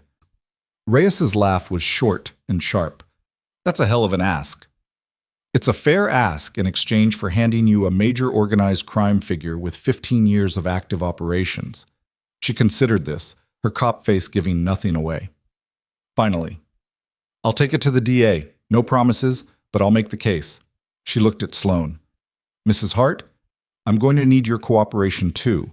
Statement about the surveillance, the stalking behavior, everything you documented. It's Ms. Hart, or Valenti, depending on which paperwork you're looking at. Sloane straightened despite her obvious exhaustion. And yes, I'll cooperate fully. I have cloud storage with photos, timestamps, and recordings going back 3 weeks. I'll need access to that. You'll have it. Sloane pulled out her phone, started typing. I'm sending you the login credentials now. Everything's organized by date and category. Reyes's expression shifted to something that might have been respect. You're very prepared for someone who was supposedly hiding a pregnancy. I was hiding the pregnancy from Damon, not from reality. I knew something was wrong. I just didn't know how deep it went. Sloane finished typing, sent the message. Now you'll know too. The baby, Elena, started stirring again, small sounds of discomfort building toward distress. Damon rocked her gently, the motion more instinct than skill, but it seemed to work. She settled, her tiny face relaxing back into sleep. Reyes watched this with an expression Damon couldn't quite read. You're serious about this? About changing? Yes. Good. Because the moment you step outside this building, every person who knows what you were is going to see what you're becoming, and not all of them are going to like it. She closed her tablet. I'll have units here within 30 minutes for protective detail. In the meantime, you don't leave this facility. Nobody in or out except medical personnel and law enforcement. Understood. Damon shifted Elena slightly, adjusting to her weight. How long until we know about the immunity deal? 48 hours, maybe less if the DA sees the value. But Valenti, she fixed him with a hard stare. If you're playing me, if this is some elaborate scheme, I will bury you so deep you'll never see daylight again. Clear? Crystal. She nodded once and left, taking her officers with her. The sudden silence felt heavy, weighted with everything unsaid. Sloane sank into a chair, the adrenaline visibly draining from her body. This is really happening. You're really cooperating with police to take down Torino. Yes. He's going to come after you. The moment he knows you've turned, he's going to use every resource he has to destroy you. Let him try. Damon looked down at Elena, her perfect tiny features peaceful in sleep. He already tried to use you and her. Whatever he does to me is just business. Business that could get you killed. I've been at risk of that for 15 years. At least now it's for something that matters. Sloane closed her eyes, her hands pressed to her face. I don't know if I can do this. If I can trust that you've actually changed and this isn't just another version of the same lie, then don't trust me yet. Watch me. Let me prove it. He crossed to her, knelt carefully so he was at eye level without jostling the baby. I know I don't deserve another chance. I know I burned through all my second chances before you even left. But I'm asking anyway, because the alternative is walking away from the only two people who make me want to be better. She opened her eyes, and they were red-rimmed and exhausted and full of something fragile. If you hurt her, if you disappoint her the way you disappointed me, I'll spend the rest of my life making it right. That's not good enough. I know, but it's all I have to offer right now. A long moment passed, just the sound of Elena's breathing and the distant murmur of police activity. Finally, Sloane reached out, touched his face with one hand. We're going to take this so slowly, one day at a time. You prove you can be the father she needs, and maybe we'll talk about the rest. One day at a time, Damon repeated. I can do that. You better. She managed a tired smile. Because our daughter deserves a father who shows up, not one who promises and disappears. I'll be here. However that looks, whatever it takes, I'll be here. Elena chose that moment to wake fully, her face scrunching in preparation for a cry. Damon stood, resumed the gentle rocking that seemed to soothe her. You're getting good at that, Sloane observed. Survival instinct. Stop the crying before it gets worse. That's actually pretty solid parenting strategy. They smiled at each other, and for a moment it felt almost normal, like they were just two exhausted new parents figuring it out together, instead of two people trying to navigate a minefield of past mistakes and uncertain futures. Then Mara appeared in the doorway, her expression urgent. We've got a problem. Torino knows. The birthing suite had transformed into something almost peaceful in the minutes Damon had been gone. Sloane was propped up against pillows, the baby nestled against her chest, skin to skin beneath a warm blanket. Calder was documenting vitals with quiet efficiency while Mara stood guard by the door, her weapon holstered but her posture still vigilant. All three looked up when Damon entered. Sloane's eyes found his immediately, reading something in his expression that made her arms tighten protectively around their daughter. What did you do? He closed the door behind him, moved to the bed with careful deliberation. I called Detective Elena Reyes. She'll be here in about 7 minutes with a full tactical response team. The room went completely still. Even Calder stopped writing, his pen frozen above the chart. Mara spoke first, her voice dangerously quiet. You called the police. I did. To this location, where we have an unlicensed medical facility, 8 injured men, and enough weapons violations to put us all away for a decade. Calder's license is current, and his facility meets all medical standards, just not all bureaucratic ones. The injured men attacked us first. There are cameras that prove it, and the weapons were used in self-defense of a woman in active labor. Damon kept his gaze on Sloane. Detective Reyes has been trying to build a case against my organization for 3 years. I'm handing her everything she needs in exchange for protection for you and our daughter. Sloane's face had gone pale. Damon, do you understand what you just did? You can't just walk away from your life. I'm not walking away. I'm burning it to the ground. He sat on the edge of the bed, close enough to touch but not presuming. Vince Leone compromised our security. He sold information about you to someone with enough resources to hire professional contractors. That means everyone in my network is potentially compromised. Every ally could be a threat. So your solution is to destroy everything you've built? My solution is to choose something different. His voice was steady, absolute. Our daughter is 23 minutes old. In 23 minutes, she's already been in more danger than most people face in a lifetime. I'm not doing this for another day, let alone 18 years. Mara moved closer, her expression conflicted. You're talking about cooperating, testimony, evidence, names. I'm talking about ending this, completely. Damon looked at his sister. You're out too if you want. New identities, protection, the whole package. Reyes will deal because I can give her things she's wanted for years. And if I don't want out, then you disappear before she gets here. Take Marcus and anyone else who wants to stay in the life. I'll make sure your names stay clear of everything I give her. He paused. But Mara, you just watched your niece be born in a bunker while armed men tried to break down the door. Is that really the future you want? Mara's jaw tightened. She looked at the baby in Sloane's arms, then back at her brother. You're asking me to betray people who've been loyal to us for years. I'm asking you to survive. There's a difference. The baby made a small sound, something between a whimper and a sigh. Sloane adjusted her position, murmuring soft reassurances. The mundane gentleness of it stood in stark contrast to the conversation tearing through the room. Calder cleared his throat. For what it's worth, I think you're making the right choice. I've been patching up casualties of this life for 30 years. Most of them don't make it to retirement age. He looked pointedly at Damon. The ones who do are the ones smart enough to know when to stop. Easy for you to say, Mara shot back. You're not the one with 15 years of history that just got weaponized.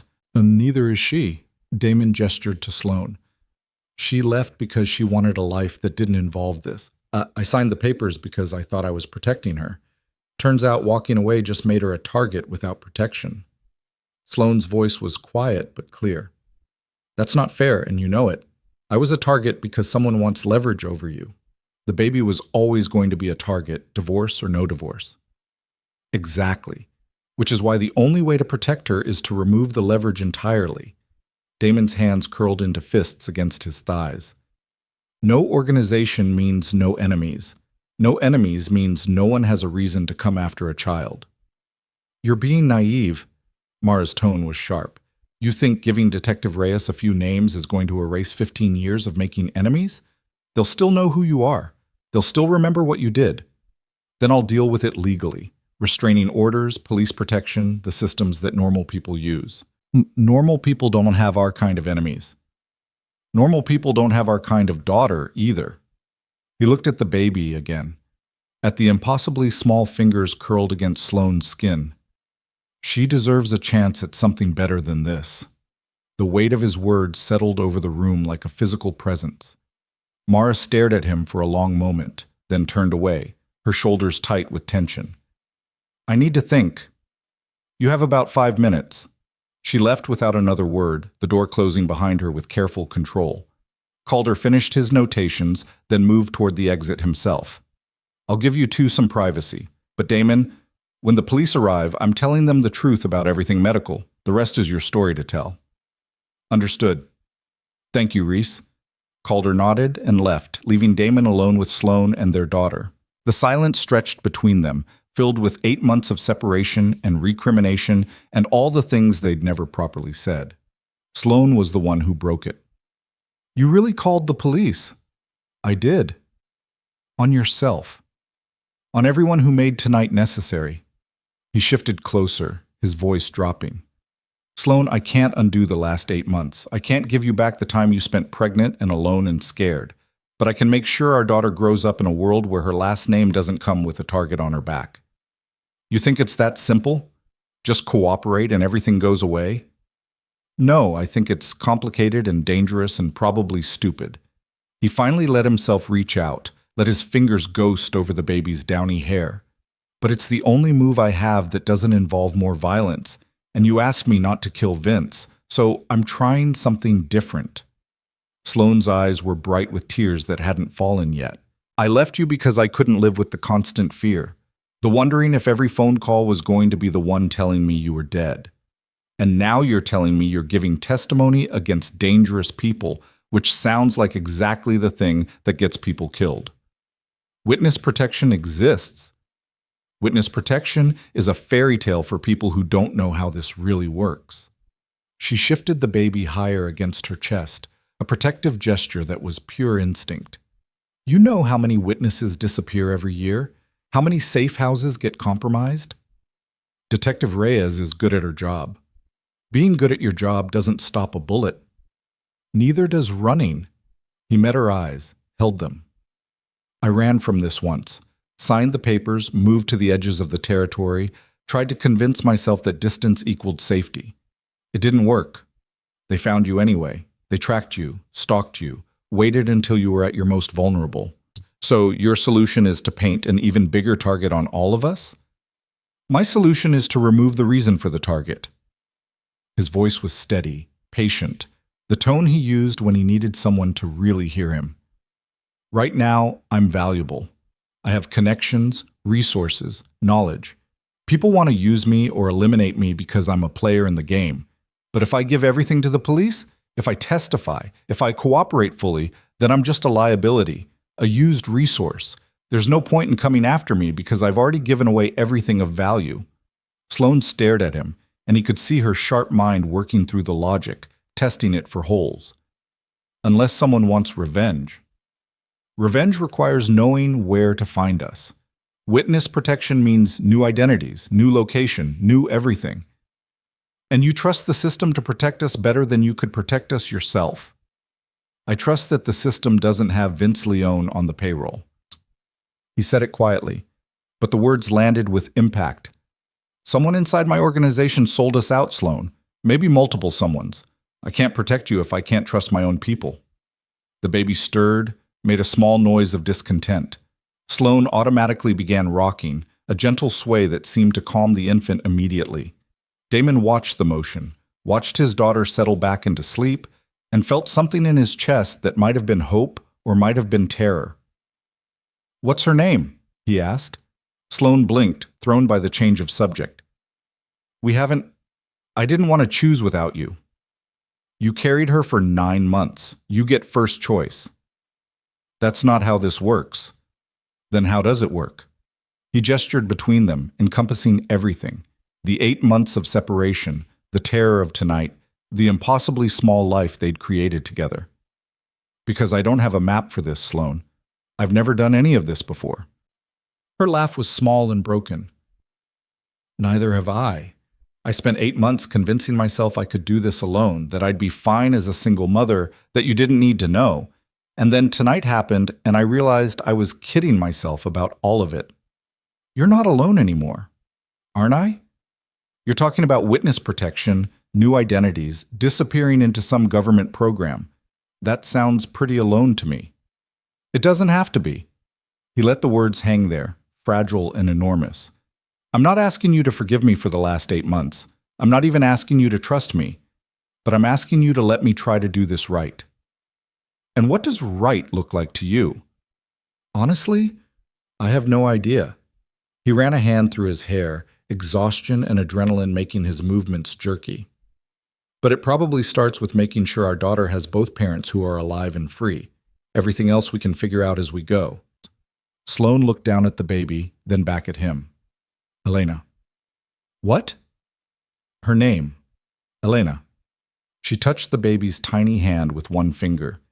"It means bright, shining light, and May for the month she was born, even though it's technically still April for another hour.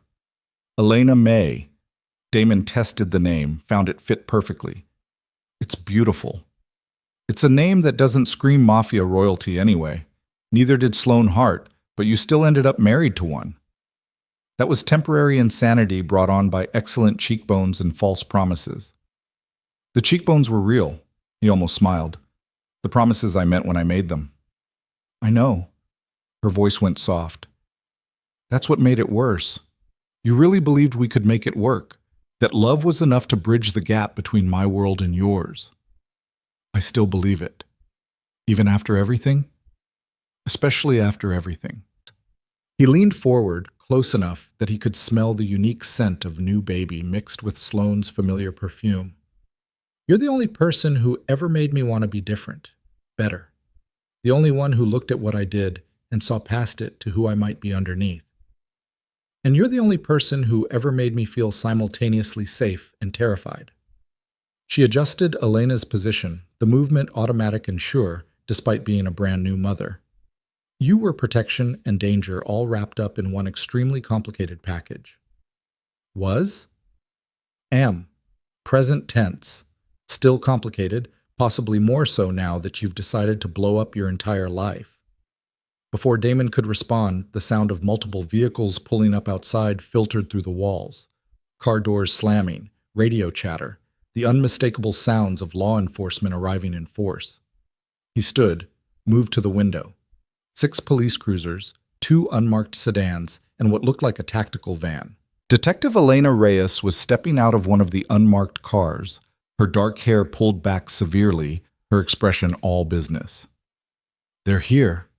He turned back to Sloane. Last chance to tell me this is the stupidest thing I've ever done and you want no part of it. It is the stupidest thing you've ever done. She met his eyes. But I'm too exhausted to come up with a better plan, and you're right that we can't stay here. So I guess we're doing this. We're doing this. Just promise me one thing. Anything. Don't make me regret trusting you. Not again. The weight of that request settled into his bones, heavy and precious.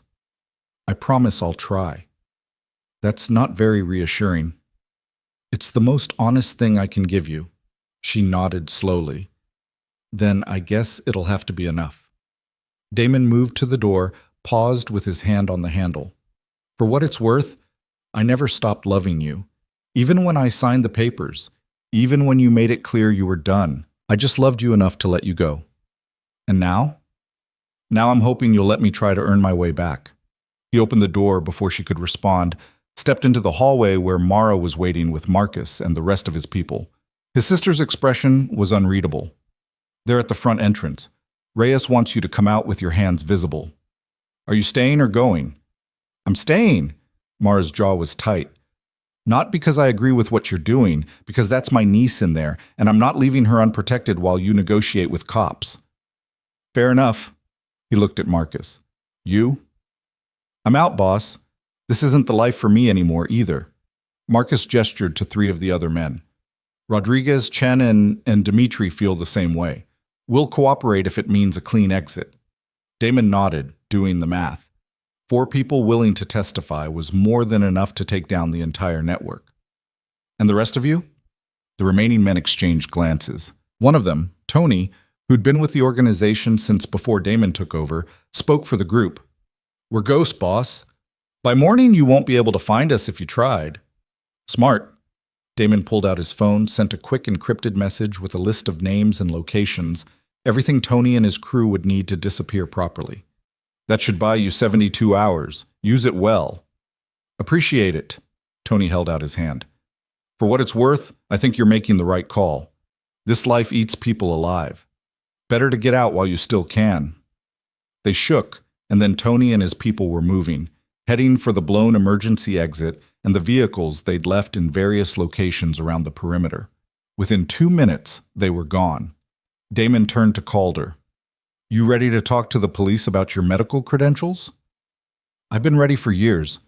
It'll actually be nice to legitimize this place. Calder gestured around the clinic. I'm tired of running a glorified field hospital. Time to become a real practice. They're going to ask questions about your patient list. And I'm going to invoke doctor-patient confidentiality for everyone except tonight's events. Calder's expression was firm. I'll cooperate fully about the assault and the birth, but I'm not burning 30 years of patience because you decided to go straight. Fair enough? Damon looked at Mara one more time. Stay with Sloane and Elena. Don't let anyone in that room except medical personnel and Detective Reyes. What are you going to tell her? Everything. He started toward the front entrance, Marcus and the others falling in behind him. Because half-truths are how we got into this mess. Time to try radical honesty and see if it works any better. The front entrance was exactly as he'd left it. Reinforced steel, electronic locks, currently surrounded by enough law enforcement to invade a small country. Damon could see Detective Reyes through the glass, her hand resting on her service weapon but not drawing it. He unlocked the door from the inside, then pushed it open with both hands raised and empty. Detective Reyes, thank you for coming so quickly. Elena Reyes was 42, sharp-eyed, and had a reputation for being absolutely incorruptible. She looked Damon up and down, taking in the blood on his hands and clothes, the exhaustion written across his face. Damon Valenti. When you called, I thought it was a trap. It's not. It's an offer. He kept his hands visible, his posture non-threatening. I'm prepared to give you everything you need to dismantle my organization in exchange for witness protection for myself, my ex-wife, and our newborn daughter. Reyes's eyes narrowed.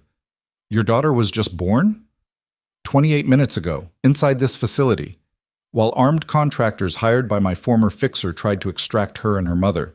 He gestured to the building. You'll find evidence of forced entry, discharged weapons, and 8 injured men who can corroborate the attack. I'm prepared to testify about all of it.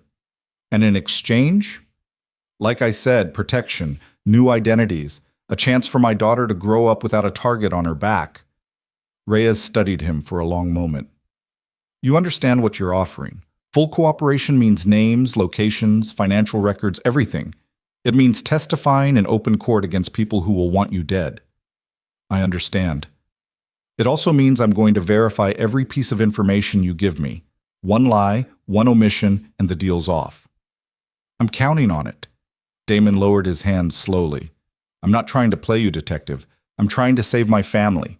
Those are two very different motivations. Show me your hands. Reyes's voice was pure command. Damon held them out. Blood, not his, was dried and cracking across his palms and knuckles. Reyes pulled out an evidence bag and a swab kit, collected samples with practiced efficiency. Whose blood? 2 of the contractors who breached the emergency exit. I shot them in self-defense. They're inside, injured, but alive. And the others?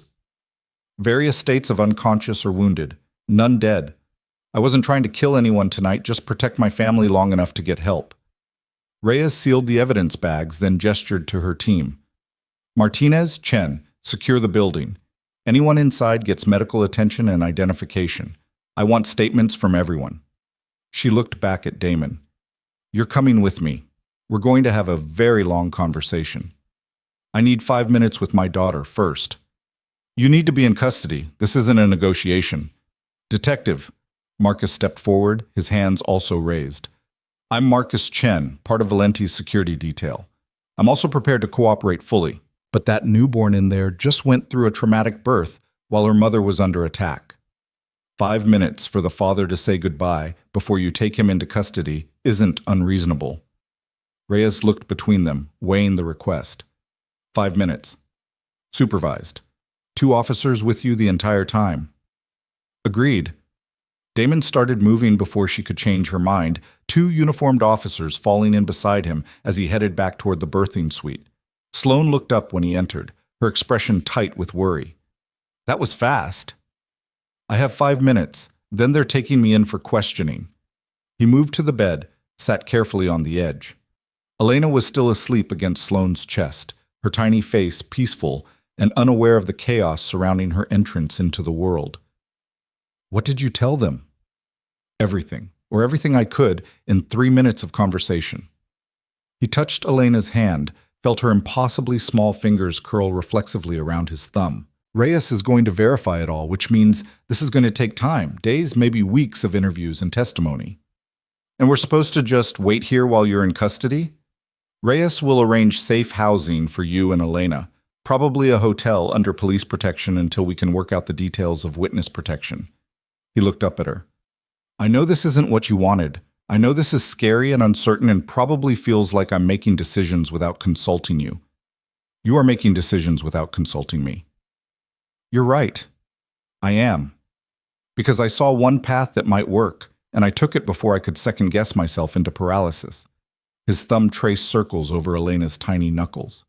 But from here on out, we make decisions together about where we go, what we tell the authorities, how we want to rebuild our lives, all of it.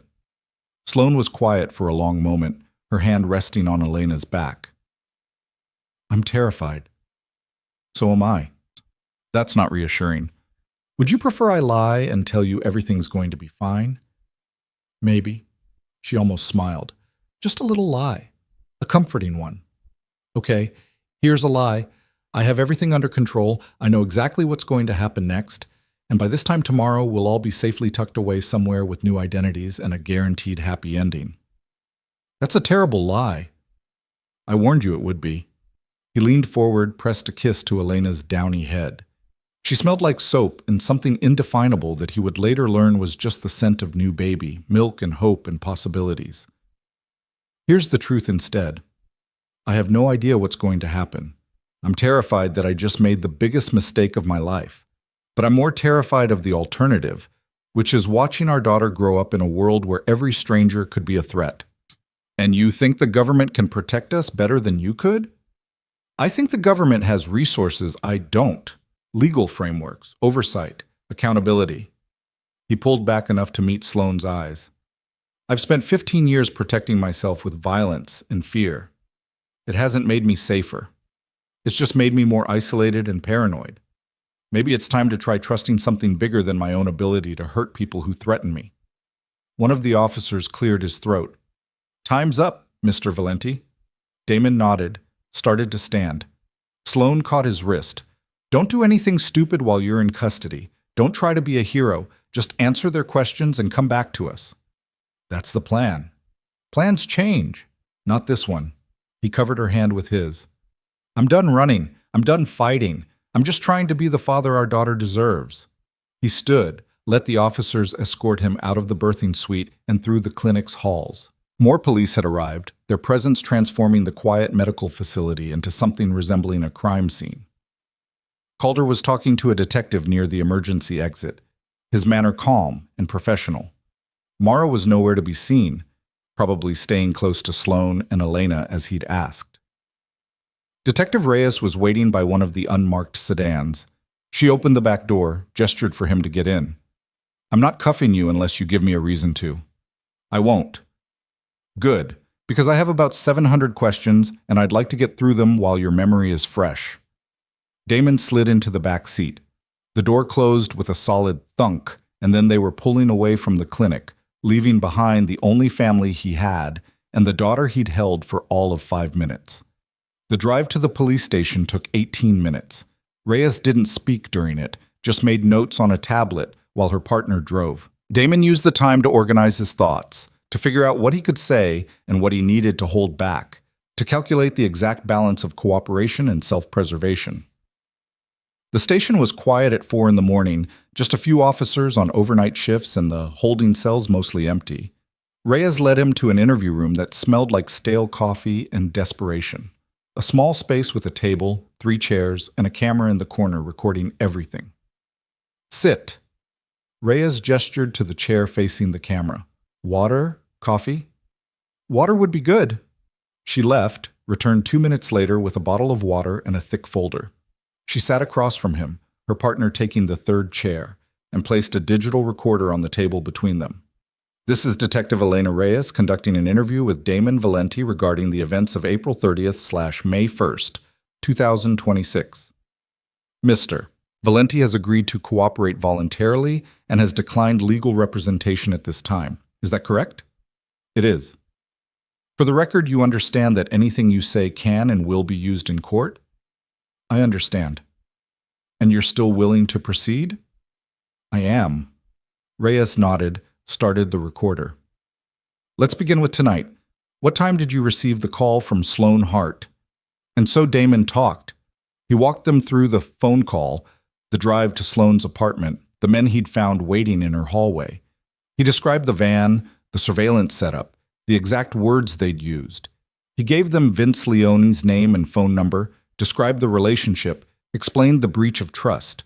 He told them about the drive to Calder's clinic, about the vehicles that had followed them, about the motorcycle he'd disabled, and the sedan they'd evaded.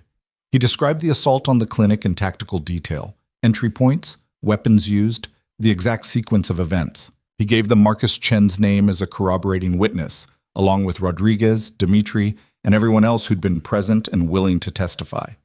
And through it all, Reyes took notes and asked follow-up questions, and slowly built a picture of a criminal organization that was about to collapse under the weight of its own betrayals. Tell me about Vince Leone, she said after they'd covered the immediate events. How long has he worked for you? 3 years? He was a fixer, handled jobs that required discretion and connections outside my normal network. What kind of jobs? Damon paused, weighing his words. Information gathering? Logistics? Occasionally enforcement when diplomacy failed. Enforcement meaning violence? Enforcement meaning making it clear that certain behaviors had consequences. Reyes's eyes were sharp. We're going to need specifics if you want protection. Vague allusions aren't going to cut it. I understand, but I need something from you first. You're not in a position to negotiate. I'm in the perfect position to negotiate. You want to dismantle a criminal organization. I can give you everything you need to do that. Names, locations, financial records, testimony that will hold up in court. But I need to know that my family is safe before I hand you information that will put targets on all our backs. Reyes leaned back in her chair, studying him. What are you asking for? Protective custody for Sloan and Elena starting immediately. Not a hotel with a patrol car outside. Real protection. Safe house. Federal marshals. The works. That level of protection requires authorization I don't have at 4 a.m. Then get it. Damon kept his voice level, reasonable. Make some calls. Wake up whoever you need to wake up. Because, detective, I'm giving you 15 years of criminal enterprise on a silver platter. That's worth a few phone calls. She stared at him for a long moment, then stood. I'll be back. She left him alone with her partner, a younger detective named Morrison, who looked like he was trying to decide if Damon was dangerous or just desperate. They sat in silence for 7 minutes before Reyes returned, her expression carefully neutral. I spoke to the U.S. Attorney's Office. They're willing to authorize protective custody pending verification of your information. Sloan Hart and your daughter will be moved to a federal safe house within the hour. Damon felt tension he hadn't known he was carrying released from his shoulders. Thank you. Don't thank me yet. This is contingent on you providing detailed, verifiable information. If you waste our time or lie about anything material, the protection ends and you go from witness to defendant. Understood. Good. Then let's talk about Vince Leone's specific activities over the last 6 months. And Damon talked. He gave them dates and locations, described meetings and exchanges, outlined the network of contacts Vince had built. He explained the money flow, the communication protocols, the careful layers of deniability that insulated the organization from direct legal exposure. He told them about the heroin shipment that had come through the port 3 months ago, and how Vince had arranged the customs clearance. He described the protection racket that operated out of the meatpacking district, and how Vince collected payments disguised as consulting fees. He gave them the location of 3 safe houses, the names of 6 shell companies, and the account numbers for offshore funds that totaled somewhere north of $40 million. By the time the sun came up, Damon had systematically dismantled an empire he'd spent 15 years building. And with each piece of information, each documented betrayal of people who'd trusted him, he felt lighter. Because this wasn't betrayal. This was choosing something different. Choosing a daughter who would never have to wonder if her father was coming home. Choosing an ex-wife who maybe, possibly, might give him a second chance at being the man she'd hoped he could be. Choosing peace over power, even if that peace came wrapped in federal custody and witness protection. Reyes finally called a break around 7 a.m. We've got enough to start making arrests. You'll be transferred to federal holding while we verify everything you've told us. How long will that take? 72 hours minimum, possibly longer depending on what we find. And Sloan and Elena? Already at the safe house. They're fine. Reyes hesitated, then added, For what it's worth, I believe you're doing this for the right reasons.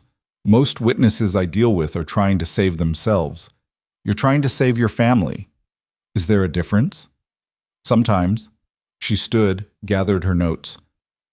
Get some rest. Tomorrow we start going through everything again in detail. They moved him to a holding cell, not the drunk tank or general population, but a private cell that had probably been used for witnesses or protective custody before. It had a cot, a sink, a toilet, and nothing else. Damon lay down on the cot, his body aching with exhaustion and residual adrenaline. His daughter was 6 hours old, his ex-wife was in federal protection, and he had just burned down everything he'd built in the hope of building something better from the ashes. He closed his eyes and tried to sleep, but all he could see was Elena's tiny face, her impossibly small fingers, her first breath that had come after that terrible, infinite pause. Worth it, he thought. Whatever comes next, she was worth it. And for the first time in 8 months, maybe for the first time in 15 years, he actually believed it. Damon didn't sleep. He lay on the cot staring at the ceiling tiles and counting the hours until he could see his daughter again, until he could verify that Sloan and Elena were truly safe and not just theoretically protected by people he'd spent 15 years learning not to trust. At 9:37, a guard appeared outside his cell. You've got a visitor, conference room 2. Damon followed him down a corridor that smelled like industrial cleaner and old anxiety, through 2 sets of locked doors, and into a small room with a table and chairs that looked identical to the interview room from hours earlier. Mara was waiting, her expression carefully controlled in the way that meant she was furious and trying not to show it. The guard stepped outside, left the door cracked. Mara waited until his footsteps faded before she spoke.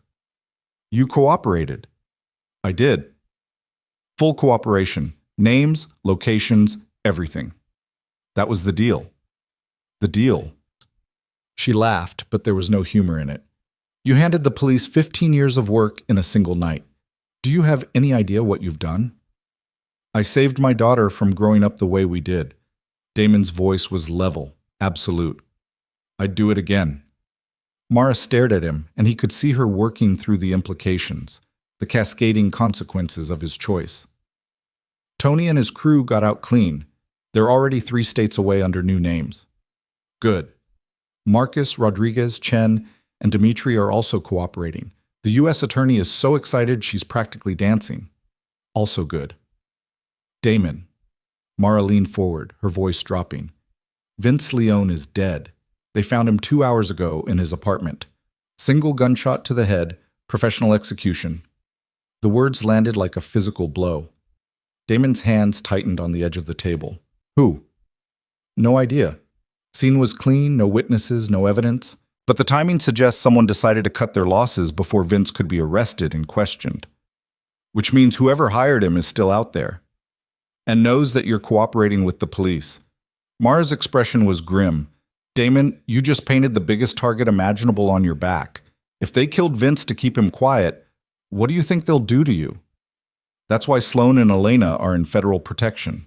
And you think that's enough? Federal protection has failed before. Witness security has been compromised before." She pulled out her phone, showed him a news article. 3 witnesses killed in the last 18 months despite being in protective custody. And those were lower-profile cases than yours. Damon read the article, felt cold certainty settle into his bones. Mara was right. He'd made himself the most valuable target in the city, and federal protection was only as good as the people implementing it. "What are you suggesting?" "I'm suggesting we need insurance. Real insurance, not government promises." Mara pocketed her phone. "I've spent the last 6 hours making calls, reaching out to people who owe us favors, who have no connection to Vince or whoever hired him." "Mara, let me finish. I've got 3 different security teams willing to provide backup protection for Sloan and Elena. Private contractors, completely off books, loyal to us, and not to whoever's cleaning up loose ends. If I go around federal protection, Reyes will consider it a breach of trust. If you don't, you might be trusting your family's lives to a system with documented holes." Mara's voice was fierce. "I'm not asking you to abandon the cooperation. I'm asking you to be smart enough to have a backup plan." Damon wanted to argue, wanted to believe that doing everything by the book would be enough. But Vince Leone was dead, executed before he could talk, and that suggested resources and reach that went beyond anything he'd anticipated. "Set it up, but quietly. I don't want Reyes knowing unless absolutely necessary." "Already done. Chen's coordinating. He's got good instincts and no conflicts of interest." Mara stood. "There's something else you should know." "Tell me." "Sloan asked to see you. The marshals said it wasn't possible during active cooperation, but she pushed back, hard." A ghost of a smile crossed Mara's face. "Apparently our ex-sister-in-law has gotten very good at demanding what she wants." "She always was. I just didn't listen well enough." "Well, she's listening now, and what she's hearing is that the father of her child is in federal custody while someone's executing witnesses. She's terrified and angry and trying very hard to keep it together for Elena." Guilt settled heavy in Damon's chest. "Can you get a message to her?" "What message?" "Tell her I'm sorry. Tell her I'm going to fix this. Tell her—" He paused, searching for words that wouldn't sound hollow. "Tell her Elena is the best thing I've ever done, and I'm not going to let anything happen to either of them." "I'll tell her." Mara moved toward the door, then stopped. "For what it's worth, I think you did the right thing. I'm furious about how you did it, but the outcome? Our niece gets to grow up without this hanging over her head. That's worth more than any empire." She left before he could respond. The guard returned, escorted Damon back to his cell. The hours crawled by with excruciating slowness. At 2 in the afternoon, Reyes appeared with a tablet and a grim expression. We verified most of what you told us. Arrest warrants are being executed as we speak. Most?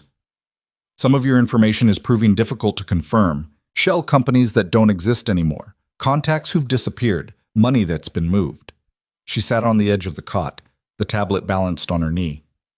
We also found Vince Leone. My sister told me. Did she tell you that the ballistics match a weapon used in 2 other executions? Both witnesses who were cooperating in major organized crime cases. Damon's blood went cold. You're saying there's a professional cleaning up loose ends. I'm saying there's a pattern, and you just became part of that pattern. Reyes pulled up a file on the tablet, showed him crime scene photos from the other 2 murders, both clean, both professional, both witnesses who'd been in protective custody. The good news is that we know what we're dealing with. The bad news is that this person is very good at their job. What are you doing to protect Sloan and Elena? They're in a federal safe house with 24-hour marshal protection. No one knows the location except authorized personnel. They're as safe as we can make them. That's not good enough. It's going to have to be. Reyes's voice was firm. Mr. Valenti, I understand your concern, but we have protocols for exactly this situation. Your family is protected. You need to focus on providing us with information that will help us identify whoever's behind this cleanup operation. And if the protocols fail, if someone inside your organization is compromised the way someone inside mine was, then we have backup protocols. And backups to the backups. She stood, her expression softening slightly. I've been doing this for 20 years. I've protected witnesses from cartels, from terrorist organizations, from people with resources that make your organization look like amateur hour. Your family is safe. Damon wanted to believe her. But Vince Leone was dead, and that suggested the person behind this had reached into places that should have been secure. The next 48 hours passed in a blur of interviews and verification. Reyes and her team walked Damon through every detail of his statement, corroborating names and dates and financial transactions. The U.S. attorney appeared twice, asked pointed questions about specific operations, built out timelines that would hold up in court. Through it all, Damon couldn't shake the image of Vince's apartment, the professional execution, the message that sent. Someone was cleaning house, and he was the primary target. On the 3rd morning of his custody, Reyes appeared with news that made his stomach drop. We've got a problem. Someone tried to access the safe house location through our internal database. Tried? The attempt was blocked, but it came from inside the marshal's office. We're investigating, but in the meantime, we're moving your family to a secondary location. How compromised is the system? We don't know yet. Could be a single corrupt marshal, could be something bigger. Reyes's expression was tight. Either way, we're treating this as a serious breach. Sloan and Elena are being moved within the hour to a location that only 3 people will know. I'm one of them. I want to see them first. That's not... Detective, someone just tried to access my family's location from inside your organization. I'm not asking. I'm telling you that if you want my continued cooperation, I need to see with my own eyes that they're safe before you move them somewhere I can't verify. Reyes stared at him, weighing the demand against the reality of their situation. Finally, she nodded. 1 hour, supervised, and then they move. They transported him in an unmarked car, 2 marshals flanking him in the back seat, Reyes driving. The safe house was in a suburb 40 minutes north of the city, a nondescript ranch home on a quiet street that could have belonged to anyone. 2 marshals stood guard outside. Reyes cleared Damon through security, then led him inside to a living room that had been converted into something resembling a fortress. Reinforced windows, security cameras, communication equipment that looked military-grade. Sloan was in the kitchen feeding Elena from a bottle, her movements tired but competent. She looked up when Damon entered, and the expression on her face was complicated. Relief and anger and exhaustion all fighting for dominance. You look terrible, she said. You look beautiful. He meant it.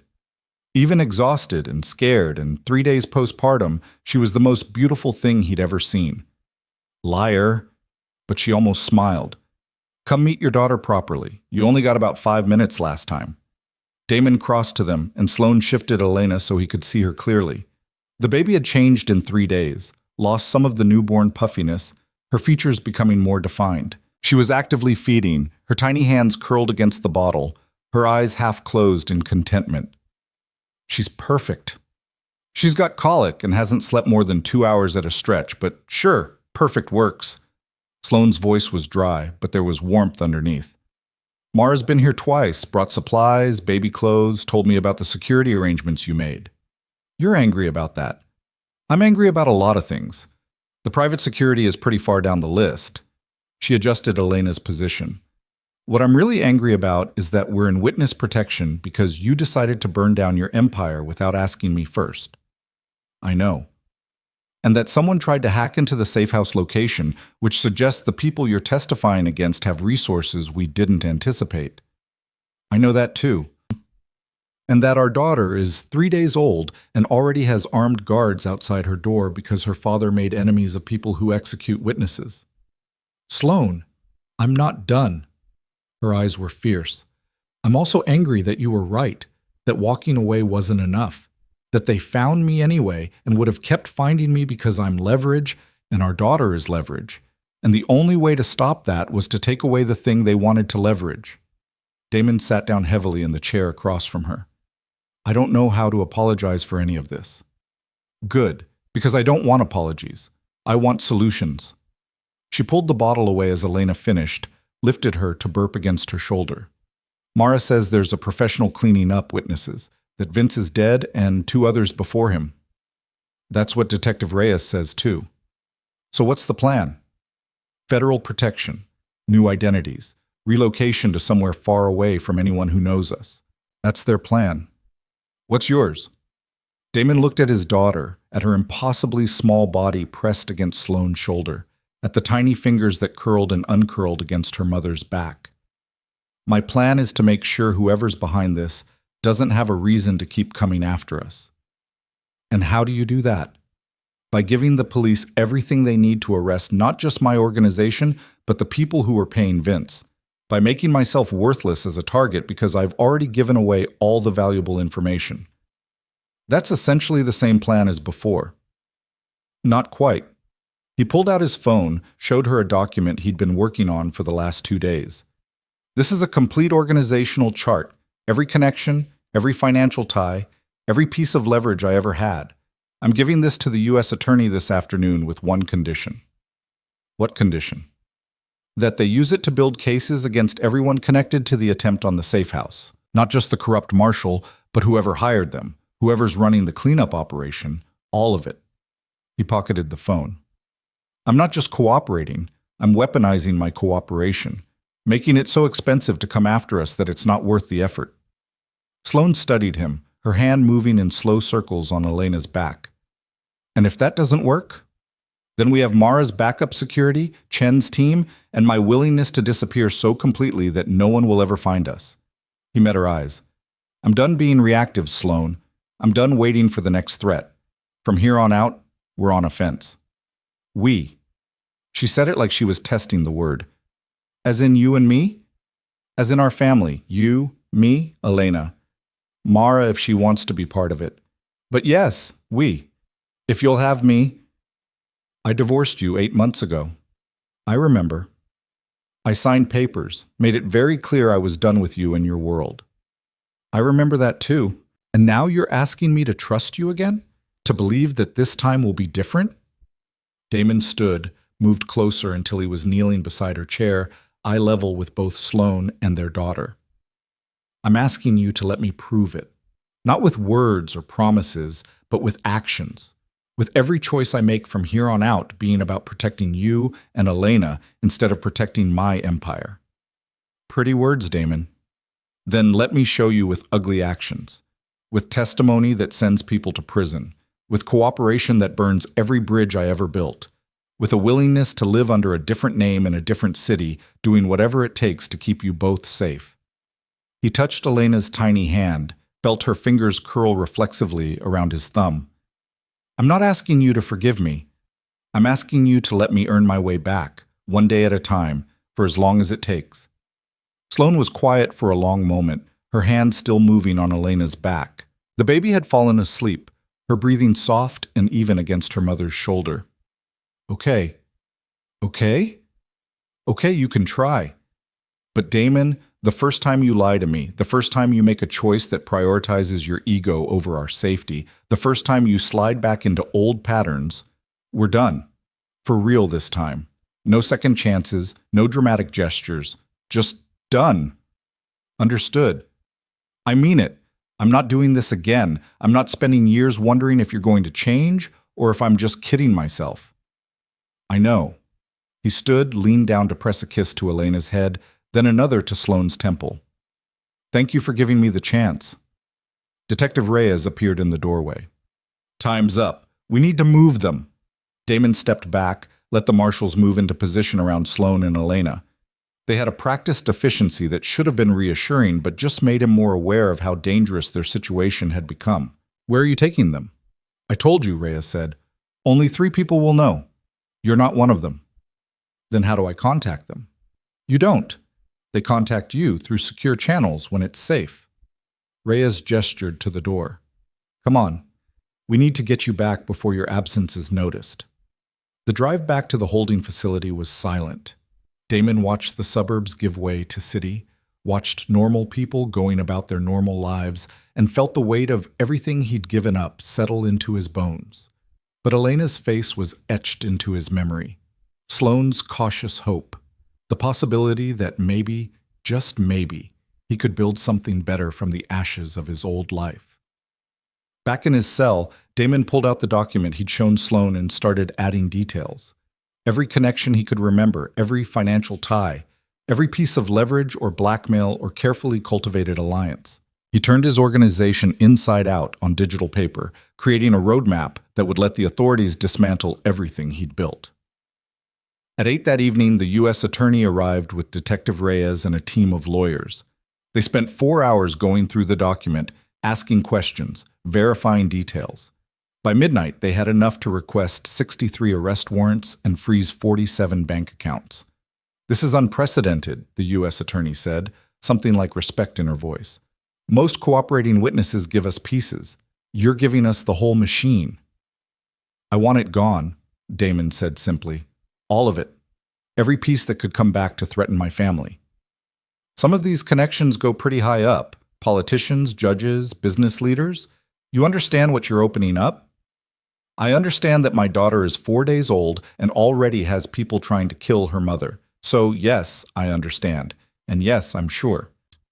The U.S. attorney exchanged glances with her team. We'll need you to testify. Grand jury first, then trials. Could take years. I'll testify. And you're willing to accept witness protection? New identity, new location, no contact with anyone from your former life? As long as my family is protected, I'll accept whatever terms you require. She nodded slowly. Okay, we'll start the paperwork. In the meantime, you stay in protective custody here. No visitors except your lawyer and our team. What about Sloane and Elena? They're safe. That's all you need to know. It wasn't enough, but it was all he was going to get. The next week passed in a strange limbo. Damon testified before a grand jury, walked them through financial crimes and violence, and 15 years of carefully cultivated corruption. Arrest warrants were executed. Bank accounts were frozen. His former organization collapsed like a house of cards, exactly as he'd intended. And through it all, he had no contact with Sloane or Elena. No way to verify they were safe except Reyes's assurances and Mara's occasional updates through carefully vetted channels. On day 12 of his custody, everything changed. Reyes appeared at his cell at 3 a.m, her expression grim. We've got a situation. Damon was on his feet immediately. What happened? Someone made another run at the safe house. Professional team, 6 operators, coordinated assault. His blood turned to ice. Sloane and Elena are fine. Chen's backup security team intercepted them before they reached the house. All 6 operators in custody. No casualties on our side. The relief was so intense it was almost painful. Damon sat back down on the cot before his legs gave out. Tell me everything. Chen had tracking on all vehicles approaching the neighborhood. When the operator's van entered the perimeter, his team moved to intercept. There was a brief firefight, 2 operators wounded, the rest surrendered when they realized they were outgunned. Who sent them? That's the interesting part. Reyes pulled out her tablet, showed him photos of the captured operators. These aren't local contractors. They're former military, highly trained, expensive, the kind of people you hire when money is no object. Damon studied the photos, looking for anything familiar. One face stood out, a man in his 50s with cold eyes and a scar across his left cheek. I know him, Viktor Petrov. He used to work for the Volkov organization out of Brighton Beach. Used to? They were our main rivals for the port access. We had an understanding. They stayed east, we stayed west. Nobody crossed territorial lines. So why would they send a team after your family? Because someone paid them to. Damon's mind was racing, connecting pieces he should have seen earlier. Vince was coordinating for someone with serious resources. What if it wasn't a local player? What if someone brought in the Volkov organization specifically because they were outside my network? Reyes was already typing. If that's true, we need to move fast. The Volkov organization has reach into federal systems. They could have been the ones who tried to hack the safe house location. Can you pressure Petrov? Make him give up who hired him? Already working on it. But Damon, if this is Volkov-level resources, witness protection might not be enough. Then what is? She looked at him for a long moment. Full immunity and a very aggressive prosecution. We take down not just your organization, but theirs too. Make it so expensive to keep coming after you that they cut their losses. How do we do that? You tell us everything you know about their operation. Every contact point, every financial tie, every piece of leverage you ever had on them. She paused. And you let us use you as bait. Bait. They want you dead because you're a threat. We make you a bigger threat. Publicly announce your cooperation, leak details about what you're giving us. Force them to make a move while we're ready for it. You want to paint a target on my back. I want to control where and when they shoot at that target. Reyes's expression was fierce.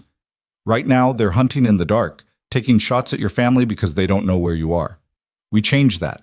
We tell them exactly where you are, and we make sure they come for you instead of Sloan and Elena. Damon's first instinct was to reject the plan. Using himself as bait meant risk, meant exposing himself to exactly the kind of professional execution that had killed Vince. But it also meant drawing fire away from his family, and that made it worth considering. What's the timeline? 48 hours. We interrogate Petrov, build out the Volkov connections, then we make a very public announcement that you're cooperating fully and providing testimony that will dismantle both organizations. And when they come for me, we'll be ready. Full tactical support, secured location, everything we need to end this permanently. Damon thought about Elena, about Sloan, about the life he'd promised to build for them. A life that couldn't start until this threat was eliminated completely. Do it. The next 48 hours were the most intensive of his life. Damon gave Reyes and her team everything he knew about the Volkov organization, their smuggling routes, their money laundering operations, their connections to corrupt officials. He identified weak points in their security, named people who might be turned against them, drew organizational charts that mirrored the ones he'd created for his own empire. And while he talked, federal agents executed a coordinated sweep. Arrest warrants for 17 members of the Volkov organization, seizure orders for their properties, freezing orders for their accounts. On the morning of day 14, Reyes held a press conference. She stood at a podium with the U.S. attorney and announced that Damon Valenti, former head of one of the city's largest criminal organizations, was cooperating fully with authorities. She detailed some of what he'd provided, enough to make it clear that his testimony would be devastating to both his former empire and their rivals. She ended with a challenge. Anyone who thinks they can silence Mr. Valenti before he testifies is welcome to try. We're ready for you. The response came within 6 hours. Damon was being held in a federal courthouse for a pre-trial hearing, the building secured by marshals and local police. At 2:30 in the afternoon, a delivery truck pulled up to the loading dock with a shipment of office supplies. The driver was Viktor Petrov's son. The shipment contained 4 armed men and enough explosives to level half the building, but Chen's intelligence network had identified the truck 3 blocks away. Marshals intercepted it at the loading dock, arrested all 5 occupants, and dismantled the explosives before they could be armed. 2 hours later, a sniper took position on a rooftop across from the courthouse. Federal agents spotted him before he could set up, apprehended him without shots fired. At 6 that evening, a third attempt came through a compromised marshal who tried to access Damon's holding cell. Reyes personally intercepted him, arrested him on the spot. 3 attempts in 4 hours. All coordinated, all professional, all foiled because the authorities had been ready. That night, Reyes appeared at Damon's temporary cell in the courthouse basement. She was smiling. "We got him." "Got who?" "Mikhail Volkov himself. Picked him up 2 hours ago trying to board a private jet to Moscow. He lawyered up immediately, but we've got enough evidence from Petrov and the other attempts to hold him without bail." Damon felt something in his chest unclench. "It's over?" "The immediate threat is over. We've dismantled both organizations, arrested the key players, frozen the assets. There might be some residual danger from loyalists, but nothing organized, nothing with the resources to mount another serious attempt." "And my family?" "Safe. Chen's team is standing down. Federal protection will continue for another month while we make sure there are no stragglers, but realistically, the threat is gone." Damon sat down on the cot, the reality of it finally sinking in. It was over. The empire he'd built, the enemies he'd made, the life that had nearly killed everyone he loved. All of it was over. "When can I see them?" "Tomorrow. We're moving you all to a transition facility where you'll start the witness protection process. New identities, relocation, the full package." Mop Reyes sat beside him. "Damon, what you did, cooperating this completely, using yourself as bait, it's going to save lives. Not just your families. Every person who would have been hurt by these organizations continuing to operate." "I didn't do it for them." "I know, but it matters anyway." She stood. "Get some rest. Tomorrow you start building that new life you promised your daughter." The transition facility was a converted hotel outside the city, nondescript and secure. Damon arrived in a marshal's van, escorted through a side entrance and up to a suite on the 3rd floor. Sloane was waiting with Elena. The baby was 2 weeks old now, her face fuller, her movements more purposeful. She was awake and alert, her dark eyes tracking movement with infant fascination. Sloane stood when Damon entered, Elena cradled against her shoulder. They looked at each other for a long moment, and he could see the questions in her eyes, the need for reassurance that this was really over. "It's done," he said quietly. "Both organizations dismantled, the threat eliminated. We're safe." She crossed the room in 3 steps, wrapped her free arm around him while Elena squirmed between them. He held them both, felt Sloane's tears soak into his shirt, felt his daughter's tiny body warm and alive against his chest. "I was so scared," Sloane whispered. "Every day, wondering if someone would find us, if the protection would hold, if you'd... I'm here. We're all here, and we're going to stay that way."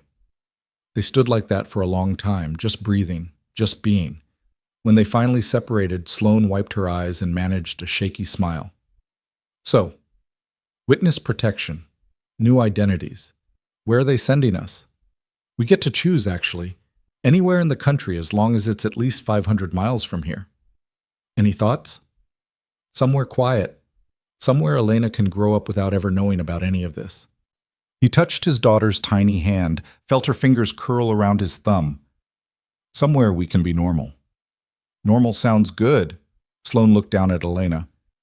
"What do you think, sweetheart? Ready to be normal?" Elena yawned, impossibly tiny and perfect. Over the next month, they built the framework of their new life. New names. Sloane chose Elizabeth for herself, keeping her middle name as a connection to who she'd been. Damon became David, which felt strange in his mouth but safe. Elena kept her first name but gained a new middle name and surname. They chose a small city in the Pacific Northwest, far from the ocean and the territories Damon had once controlled. They found a house with a yard and good schools nearby. Damon enrolled in online courses to finish a degree he'd abandoned 15 years ago. Sloane started applying for jobs in graphic design, her actual passion, before she'd met a handsome man with dangerous eyes and made the mistake of falling in love. Mara visited once before they relocated, met them at the transition facility with a bag full of baby clothes and a careful expression. "You really doing this? The whole suburban family thing?" "Trying to," Damon said. "And if it doesn't work? If you get bored? If the normal life doesn't fit?" Then I'll figure out how to make it fit. Because the alternative is going back to a life that nearly got my family killed. Mara looked at Elena, who was sleeping in Sloane's arms. She's beautiful. She is. Take care of them, both of them. That's the plan. And Damon? Mara's voice dropped. I'm proud of you for choosing differently, for being brave enough to walk away. I thought you were angry. I was. I am. But I'm also proud. She hugged him, quick and fierce. Be happy, little brother. You've earned it. The move happened on a rainy Tuesday in June. They loaded their minimal possessions into a sedan provided by the marshals, strapped Elena into a car seat that still looked impossibly large for her tiny body, and drove away from everything they'd known. The house was perfect, small but well-maintained, with a maple tree in the front yard and a park 2 blocks away. Their new neighbors were friendly but not intrusive. No one asked uncomfortable questions about their past or why they'd chosen this particular city. Damon got a job at a local hardware store, which felt surreal after 15 years of running an empire. But there was something peaceful about helping customers find the right supplies, about honest work that didn't involve violence or fear. Sloane freelanced from home, taking on design projects while Elena napped. The money was tight compared to what they'd had before, but it was clean money, earned through effort instead of extortion. And slowly, carefully, they built something that looked like a real life. Elena's first smile came at 6 weeks old, directed at Damon while he was changing her diaper and making ridiculous faces. Her first laugh came at 10 weeks, prompted by Sloane blowing raspberries on her stomach. She started sleeping through the night at 3 months, which felt like a miracle. On their daughter's 6-month birthday, Damon made dinner while Sloane gave Elena a bath. He could hear them laughing in the other room, could hear Sloane narrating everything she was doing in that sing-song voice people used with babies. When they emerged, Elena clean and sleepy in fresh pajamas, Sloane damp and smiling, Damon had the table set with takeout from the Thai place down the street and candles that he'd bought on impulse. "What's this?" Sloane asked. "Celebration. 6 months of Elena being the best thing we've ever done. 6 months of being a real family. We've been a family for longer than 6 months. We've been parents for 6 months. We've been a family, a real, functional, non-terrifying family, for about 3. Sloane settled Elena in her bouncer, then moved to the table. 3 months since you stopped flinching every time a car backfired. 3 months since I stopped checking every person who walked past our house. 3 months since we both started believing this might actually work. Is it working?" She looked at him across the table, candlelight soft on her face. "Yeah, I think it is. Even though I'm working retail and you're doing freelance work for half what you're worth? Even though, because Elena is happy and healthy and has no idea that her parents used to be different people with dangerous lives." Sloane reached across the table, took his hand. "And because you kept your promise, you didn't lie, you didn't slide back into old patterns, you chose us. Every day. It was the easiest choice I ever made. Liar. It was probably the hardest. Okay, the hardest, but also the best." He squeezed her hand. "Sloane, I know we're still technically divorced. I know we're taking this slow rebuilding trust. But I need you to know I'm in this. Completely. For as long as you'll have me." "I know." She smiled. "And when we're ready, when enough time has passed and we're sure this is real, ask me again. Properly this time. With a ring and a question and all the things I didn't get the first time because we were too caught up in the intensity to do it right. I can do that." "Good. Because I'm not saying yes until you do." They ate dinner while Elena played with a soft toy, making the nonsense sounds that were her current favorite form of communication. They talked about mundane things, weekend plans, Elena's upcoming pediatrician appointment, whether they should plant tomatoes in the backyard. It was ordinary, normal, exactly what Damon had promised Sloane when he'd burned down his empire. And it was perfect. Later that night, after Elena was asleep in her crib and Sloane was reading in bed, Damon stood at the window looking out at their quiet street. A year ago, he'd been running an organization that controlled half the city's criminal activity. 6 months ago, he'd been in federal custody, testifying against everyone he'd ever known. Now he was David Morrison, hardware store employee and father to a 6-month-old who'd just learned to roll over. His greatest stress was whether they could afford to replace the washing machine that had started making concerning noises. His phone buzzed. A text from a number he recognized. Detective Reyes checking in the way she did every few months. "How's the family?" He typed back. "Happy, healthy, normal." "That's good to hear. The trials wrapped up last week. Everyone you testified against is going away for a long time. And Volkov, 40 years, no parole. He'll die in prison." Damon felt the last piece of his old life click into place and settle. It was truly over. Everyone who'd threatened his family was either in prison or scattered to the winds, no longer a threat. "Thank you for everything. Thank you for having the courage to do the right thing. Not many people in your position would have." He pocketed the phone and climbed into bed beside Sloane. She set down her book, shifted to curl against him. "Everything okay?" "Everything's perfect." He kissed her forehead. "The trials are done. Volkov got 40 years. We're safe, completely, finally safe."